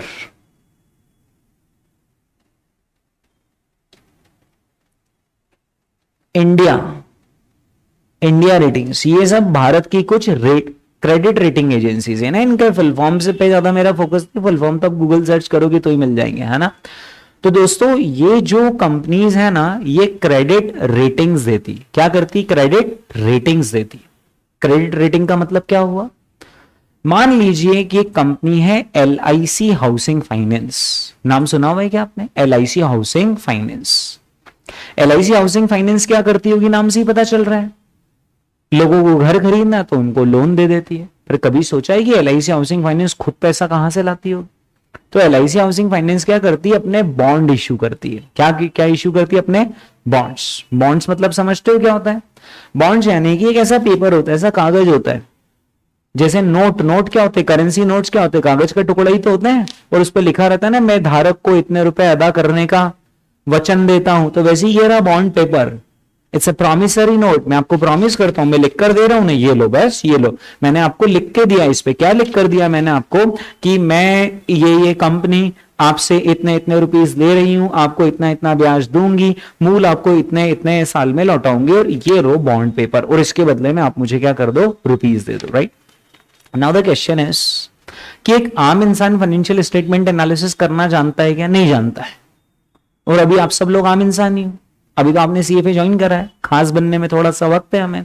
तो दोस्तों एक आम इंसान फाइनेंशियल स्टेटमेंट का एनालिसिस नहीं कर सकता। मतलब मैं आपको बता दूं कि भारत में गिने चुने लोग होंगे जो एनुअल रिपोर्ट का एनालिसिस कर सकते हैं। पहली बात तो इतनी बड़ी एनुअल रिपोर्ट, उसको पढ़ने में टैलेंट चाहिए, न जाने क्या क्या लिखा होगा, कहां कहां क्या क्या लिखा होगा, राइट? तो कम लोगों में वो टैलेंट होता है ना। अब पब्लिक जो पैसा लगाने वाली है, वो कोई बहुत ज्यादा नॉलेज तो है नहीं उनके पास। एक आम इंसान जब शेयर बाजार में या कंपनी का बॉन्ड खरीदता है तो इतना नॉलेज थोड़ी होता है उसमें। वो तो एक कहीं सुनी बातों पर ही इन्वेस्ट करता है ना, कि यार ओला की गाड़ी अच्छी चल रही तो एक काम करो, ओला के IPO में पैसा लगा दो। वो थोड़ी ना फाइनेंशियल स्टेटमेंट सब देखता है, राइट? लेकिन देखना तो चाहिए। हाँ, तो उसी तरीके से अगर LIC हाउसिंग फाइनेंस अपने बॉन्ड इश्यू कर रहा है, तो मैं उस बॉन्ड को खरीदूं या नहीं खरीदूं, मतलब मैं उस बॉन्ड के बदले में LIC हाउसिंग फाइनेंस को पैसे दूं या नहीं दूं, मैं कैसे पता करूं? मैं तो जानता ही नहीं फाइनेंशियल स्टेटमेंट एनालिसिस। तो गवर्नमेंट ने क्या किया है? क्रेडिट रेटिंग एजेंसीज क्रिएट कर दी। क्या कर दी? Credit rating agencies. वर्ड्स को फील करना, क्रेडिट रेटिंग एजेंसीज। ये क्रेडिट रेटिंग एजेंसीज क्या करती है? कंपनीज का एनालिसिस करती है। जितनी सारी कंपनीज है ना, जिनको भी डेट इश्यू करना है या जिनको भी अपने बॉन्ड्स इश्यू करना है, उनको वो सीधे बॉन्ड्स नहीं इश्यू कर सकती। रिक्वायरमेंट है, पहले जाओ किसी क्रेडिट रेटिंग एजेंसी के पास, क्रिसिल के पास जाओ, इकरा के पास जाओ, केयर रेटिंग्स के पास जाओ, इंडिया रेटिंग्स के पास जाओ और जाकर वहां पर अपने फाइनेंशियल स्टेटमेंट्स रख कर आओ। और फिर वो लोग क्या करेंगे? आपकी कंपनी का एनालिसिस करेंगे और फिर वो आपको रेटिंग्स देंगे। आपने सिबिल स्कोर सुना होगा ना? CIBIL score, CIBIL score, CIBIL score, अपना क्रेडिट स्कोर कभी तो सुना होगा। तो बस क्या है? वो आपकी क्रेडिट रेटिंग्स ही है। वो आपका जो क्रेडिट स्कोर है वो क्या है? वो सिबिल स्कोर आपका क्या है? वो आपकी क्रेडिट रेटिंग है। हालांकि आपकी क्रेडिट रेटिंग तो आपके फाइनेंशियल बिहेवियर के हिसाब से आती है कि इसने कभी लोन लिया था क्रेडिट कार्ड पे तो इसने डिफॉल्ट तो नहीं कर दिया। डिफॉल्ट कर दिया तो आपका स्कोर कम हो जाता है, और जैसे आपका स्कोर कम हो जाता है तो अब अगर आप लोन देने जाते हो तो या तो लोन नहीं मिलता है, लोन लेने जाते हो तो या तो लोन नहीं मिलता, और अगर मिलता है तो फिर ज्यादा रेट ऑफ इंटरेस्ट पर मिलता है। Same goes with companies. Companies को क्रेडिट रेटिंग्स लेनी पड़ती है और कंपनी कोशिश करती है कि हमें अच्छी से अच्छी क्रेडिट रेटिंग मिले, क्योंकि जितनी अच्छी क्रेडिट रेटिंग मिलेगी कंपनी को लोन उतने कम में मिल जाएगा। और अगर कंपनी की क्रेडिट रेटिंग्स कमजोर है, उसका फाइनेंशियल स्टेटमेंट्स थोड़ा कमजोर है, तो उसको क्रेडिट रेटिंग कमजोर मिलेगी। जब क्रेडिट रेटिंग कमजोर मिलेगी तो उसको ब्याज ज्यादा देना पड़ेगा। This is the whole system, right? तो दोस्तों क्रेडिट रेटिंग्स के लिए भी हमें किसकी जरूरत होती है? फाइनेंशियल स्टेटमेंट एनालिसिस की जरूरत होती है। Is that clear? ओके दोस्तों, कौन लोग होते हैं जो कि फाइनेंशियल परफॉर्मेंस में दिलचस्पी दिखाते हैं? इन्वेस्टर्स दिलचस्पी दिखाते हैं, क्रेडिटर्स दिलचस्पी दिखाते हैं, and there are other interested parties. Other interested parties कौन कौन हो गए? अदर इंटरेस्टेड पार्टीज में हो गई है गवर्नमेंट। बताइए, गवर्नमेंट इंटरेस्टेड होती है कंपनी के बैलेंस शीट P&L में या नहीं? क्यों होती है? गवर्नमेंट को क्या करना? Tax tax tax. ITC सही सही टैक्स पे कर रही है या नहीं? तो गवर्नमेंट क्या करेगी? भाई देखो इनका फाइनेंशियल, अच्छा उधर तो टर्नओवर इतना बता रहे हो इन्वेस्टर्स को, इधर टर्नओवर GST में कम बता रहे हो, क्या बात है, क्या गड़बड़ घोटाला है? अच्छा, उधर तो प्रॉफिट एंड लॉस अकाउंट में प्रॉफिट इतना बता रहे हो और इनकम टैक्स रिटर्न में प्रॉफिट कम शो कर रहे हो, क्या गड़बड़ घोटाला है? तो government is also interested in knowing the companies financials. और जैसा कि आप बता रहे थे कि सब्सिडी अगर देनी गवर्नमेंट को, सब्सिडी स्कीम्स लानी, तो गवर्नमेंट जानना चाहिए ना कि हम जिस कंपनी को सब्सिडी दे रहे हैं वो सही हाथों में सब्सिडी जा रही है या नहीं, राइट? दोस्तों, गवर्नमेंट के अलावा एम्प्लॉइज भी अपनी कंपनी के फाइनेंशियल स्टेटमेंट में या अपनी कंपनी की फाइनेंशियल परफॉर्मेंस में इंटरेस्टेड होते हैं। सही या गलत? सही। क्योंकि आपने कभी ये सुना हुआ है, ईसॉप नाम की कोई चीज सुनी हुई है क्या? ईसॉप, बहुत टर्मिनोलॉजीज मालूम चल रही है आज। ईसॉप, ईसॉप का फुल फॉर्म होता है, ईसॉप का फुल फॉर्म क्या होता है? नहीं मालूम? कोई बात। ईसॉप का फुल फॉर्म होता है employees stock options, employees stock options, ठीक है? देखो क्या है, अब ऐसा समझो, अंबानी जी, रिलायंस इंडस्ट्रीज, है ना? अंबानी जी तो बैठते मुंबई में, अभी उन्होंने हेड ऑफिस थोड़ा सा बाहर भी शिफ्ट कर लिया, बट लेट अस सपोज कि अंबानी जी कहां बैठते हैं? मुंबई में। पर अंबानी जी का क्या बिजनेस सिर्फ मुंबई में चल रहा है? उनकी फैक्ट्री जामनगर में भी है, जामनगर में। और ऑल ओवर इंडिया उनके रिलायंस जियो के सब्सक्राइबर्स भी हैं, ऑल ओवर इंडिया रिलायंस के रिटेल के स्टोर्स भी है, रिलायंस फ्रेश भी है, रिलायंस डिजिटल भी है। मतलब कितना सारा काम फैला रखा है बंदे ने। हाँ, क्या वो व्यक्ति खुद एक एक जगह पर ध्यान दे सकता है या दे ही नहीं सकता? नहीं। तो उसको सही बंदे बिठाने, साउथ में एक सही बंदा बिठाना है, इधर नॉर्थ में एक सही बंदा बिठाना है, ईस्ट में सही बंदा बिठाना है, वेस्ट में, जो कि कमान संभाल कर रखे। तो उस बंदे को मोटिवेटेड रखना पड़ेगा ना। और मोटिवेटेड रखने के लिए अंबानी जी पता है क्या करेंगे? उसका जो पे पैकेज है ना, फिक्स नहीं रखेंगे, उसका पे पैकेज कैसा रख देंगे? वेरिएबल। तुम अच्छा काम करो तुम्हें पैसा ज्यादा मिलेगा, तुम खराब काम करो तुम्हें पैसा कम मिलेगा। तो ऑटोमेटिकली बंदा खुद का पैसा ज्यादा कमाने के लिए काम अच्छा करेगा, और वो काम अच्छा करेगा तो कंपनी का भी भला हो जाएगा, है ना? अब क्या होता है कि अगर मैंने उसको ऐसा बोल दिया कि देखो जितनी भी सेल्स होगी उसका इतना % ले लेना कमीशन, या जितना प्रॉफिट होगा उसका इतना % ले लेना, ठीक है? तो वो तो एम्प्लॉय क्या है, इस साल उसने अच्छी परफॉर्मेंस दी, इस साल प्रॉफिट अच्छा आ गया, प्रॉफिट लेकर और जॉब छोड़कर निकल लिया। उसको थोड़े लंबे समय तक बांध के रखना है मुझे। तो मैं क्या करूंगा ना, मैं बोलूंगा तुझे मैं बोनस कैश के फॉर्म में नहीं दूंगा, तुझे मैं बोनस मेरे शेयर्स के फॉर्म में दूंगा, कंपनी के शेयर्स के फॉर्म में दूंगा। और कंपनी में बहुत दिमाग होता है दोस्तों, तो कंपनियां है ना, कॉर्पोरेट्स। तो कॉर्पोरेट्स क्या बोलते हैं, हम शेयर एक साथ नहीं देंगे, आपके कोटा में आपको 1000 शेयर मैंने अलॉट कर दिए, लेकिन ये 1000 शेयर आप एक साथ नहीं ले सकते।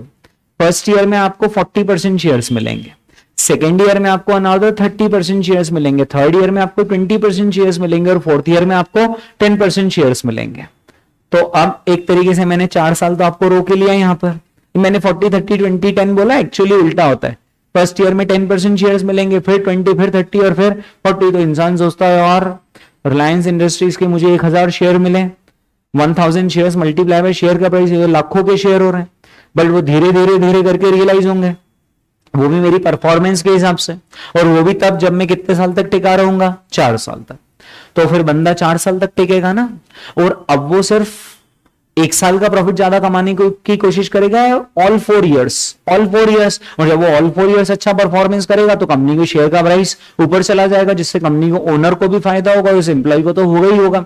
दूसरी बात, कंपनी पता है क्या करती है, ये जो ESOP है सिर्फ एक बार नहीं देती है, हर साल कुछ ना कुछ ESOP दे देती, और वो सारे ESOP वापस से अगले 4 साल के लिए एप्लीकेबल हो जाते हैं। मतलब बेटा तू छोड़ के तो जा, अगर तू 8वें साल में भी छोड़कर गया ना तो तेरा खुद का कुछ नुकसान करके ही छोड़ने का, क्योंकि अगर तू 8th ईयर में भी छोड़ेगा तो हमने जो तुझे 7th ईयर में ESOP दिए थे वो थोड़ी ना 8th में मिल गया तुझे। 7th ईयर वाले ESOP तो तुझे 8, 9, 10, 11 में मिलने वाले थे। छोड़ दे पैसा 10, 11। तो बंदा क्या बोलता है, रुकना पड़ेगा कंपनी, मेरा तो पैसा अटका हुआ है। वो रुकता रहता है, पैसा उसका अटका हुआ रहता है, कंपनी का काम चलता रहता है। Is that? तो ESOPs का फुल फॉर्म होता है एम्प्लॉइज स्टॉक ऑप्शंस। इसका मतलब है employees have an option to buy companies stock. Employees have an option, employee के पास ये विकल्प है कि वो कंपनी के शेयर्स खरीद ले, पर एक साथ नहीं खरीद ले, धीरे धीरे करके। अच्छा एक मिनट, जो शेयर खरीदने को मिलेगा वो बाजार भाव पे खरीदने को नहीं मिलेगा, उससे कम पे खरीदने को मिलेगा। वही तो आपका फायदा है। एक कंपनी बोलेगी खरीद लेना 1 साल बाद हमारे शेयर, आपने बोला हाँ आ गया हूं मिलाओ खरीदना है, वो खरीद लो, बाजार भाव में खरीद लो, तो आप बोलोगे फिर क्या मतलब रहा। तो बाजार भाव से कम में मिलते हैं ESOPs। कितने में मिलते हैं? बाजार भाव से कम में। लेकिन जब आप परफॉर्मेंस अच्छा देते हो तो बाजार भाव शेयर का और बढ़ता जाता है, लेकिन आपका जो ESOP का प्राइस रहता है वो फिक्स होता है कि आपको तो ESOP इतने रुपए में मिल जाएंगे। इन्फोसिस का ESOP आपको 500 रुपीज में मिल जाएगा। अब इन्फोसिस के लिए आप जितना अच्छा करोगे, इन्फोसिस के शेयर का प्राइस उतना ज्यादा जाएगा, उतना ज्यादा आपको शेयर्स के जो ESOP से उसे एक्सरसाइज करके फायदा होगा।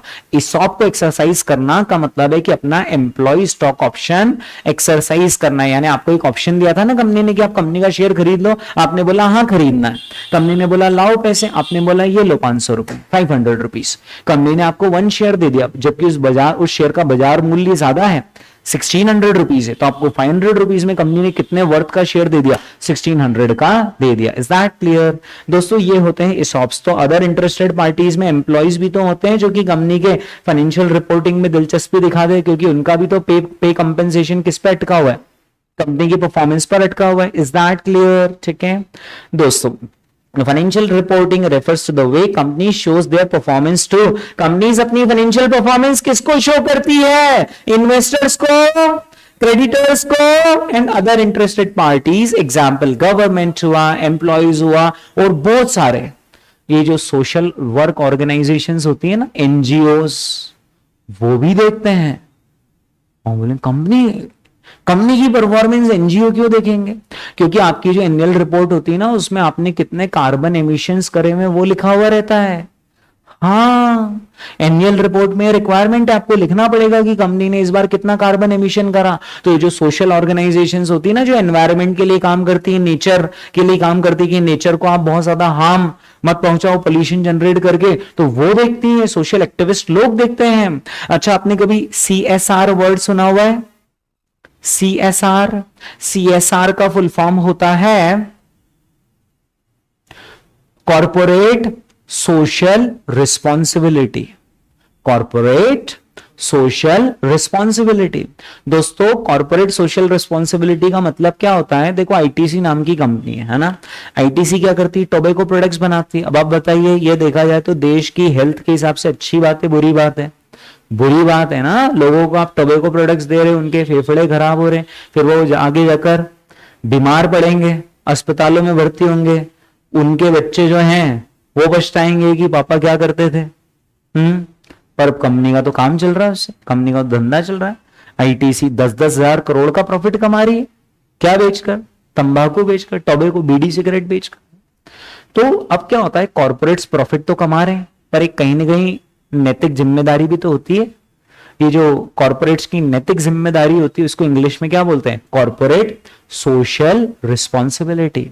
और आपने देखा होगा कि अंबानीज के भी हॉस्पिटल्स हैं, टाटास के भी हॉस्पिटल्स हैं, बिरला वालों ने स्कूल्स खोल रखे हैं। ये क्या है? ये सब क्यों ये सब क्यों किया जाता है? किसके तहत किया जाता है? Corporate social responsibility. अब आप बोलेंगे नहीं करना, तो ऐसा नहीं चलता है। वो जो कंपनीज एक्ट है ना, कंपनीज एक्ट नाम की कोई चीज होती है, सुना है क्या? उसमें लिखा हुआ है कि कंपनीज को ये कॉर्पोरेट सोशल रिस्पॉन्सिबिलिटी अदा करनी पड़ेगी। यानी जितना भी पैसा कंपनी कमाएगी उसका एक निश्चित प्रतिशत उसको सोशल वेलफेयर के काम में लगाना पड़ेगा। आपने देखा होगा जब कोविड हुआ था तो टाटाज ने पैसे नहीं दिए थे, अंबानीज ने पैसे नहीं दिए थे। हाँ, वो सब अपने को क्या लगता था, अरे वाह यार अंबानी ने इतने रुपए दे दिए। हाँ, वो तो उनको वैसे भी देने ही थे। किसके तहत? CSR के तहत। उन्होंने बोला वाह चलो कोविड के नाम से दे दो, और गवर्नमेंट ने क्या बोला, ठीक है अगर आप कोविड के नाम से पैसा देते हो तो उसको भी हम किस में कवर मानेंगे? CSR में कवर मानेंगे कि आपने अपनी कॉर्पोरेट सोशल रिस्पॉन्सिबिलिटी निभाई। तो जो कंपनीज है, बड़ी बड़ी कंपनियां, यही तो पैसा कमा रही है। आज बताओ ना, देश में पैसा कौन कमा रहा है? एक आम इंसान थोड़ी कमा रहे रास्ते चलते। जो सब्जी की दुकान लगा रहा है या जो किराने की दुकान लगा रहा है, कपड़े की, तो वो थोड़ी ज्यादा पैसा कमा रहा है, वो तो सिर्फ इतना कमा रहा है जिससे उसका घर चल रहा है। असली पैसा तो कौन? कंपनियां कमा रही है। रिलायंस कमा रहा है, एयरटेल कमा रहा है, टाटास कमा रहे, बिरलास कमा रहे, ये कमा रहे ना असली पैसा। तो तो पैसा इनके पास है ना, तो इनकी नैतिक जिम्मेदारी बांधी गई है। क्या नैतिक जिम्मेदारी बांधी गई है कि आपको सोशल वर्क भी करना, because you have got the money, so you have to do social work as well. Is that clear? ठीक है, तो दोस्तों यहाँ पर अदर इंटरेस्टेड पार्टीज में अगर आप एग्जाम्पल लिखना चाहेंगे तो मैंने बहुत सारे एग्जाम्पल दे दिए, और आप बताओ क्या क्या लिखेंगे। चलो एग्जाम्पल, गवर्नमेंट, फिर एम्प्लॉइज, फिर एनजीओ यानी वही सोशल ऑर्गेनाइजेशंस, है ना, एटसेट्रा। मतलब बहुत सारे लोग इसमें इंटरेस्टेड होते हैं, social organisations etcetera etcetera, they are interested in your financial reporting. क्या क्लियर है दोस्तों? ठीक है, तो दोस्तों आज अपन ने ये लगभग हमारा फर्स्ट पेज यहाँ पर कंप्लीट किया है ना। अभी तो खैर ये फर्स्ट चैप्टर है, फर्स्ट चैप्टर में और भी चीजें पढ़ना बाकी, उसके बाद हम एमसीक्यूज करेंगे।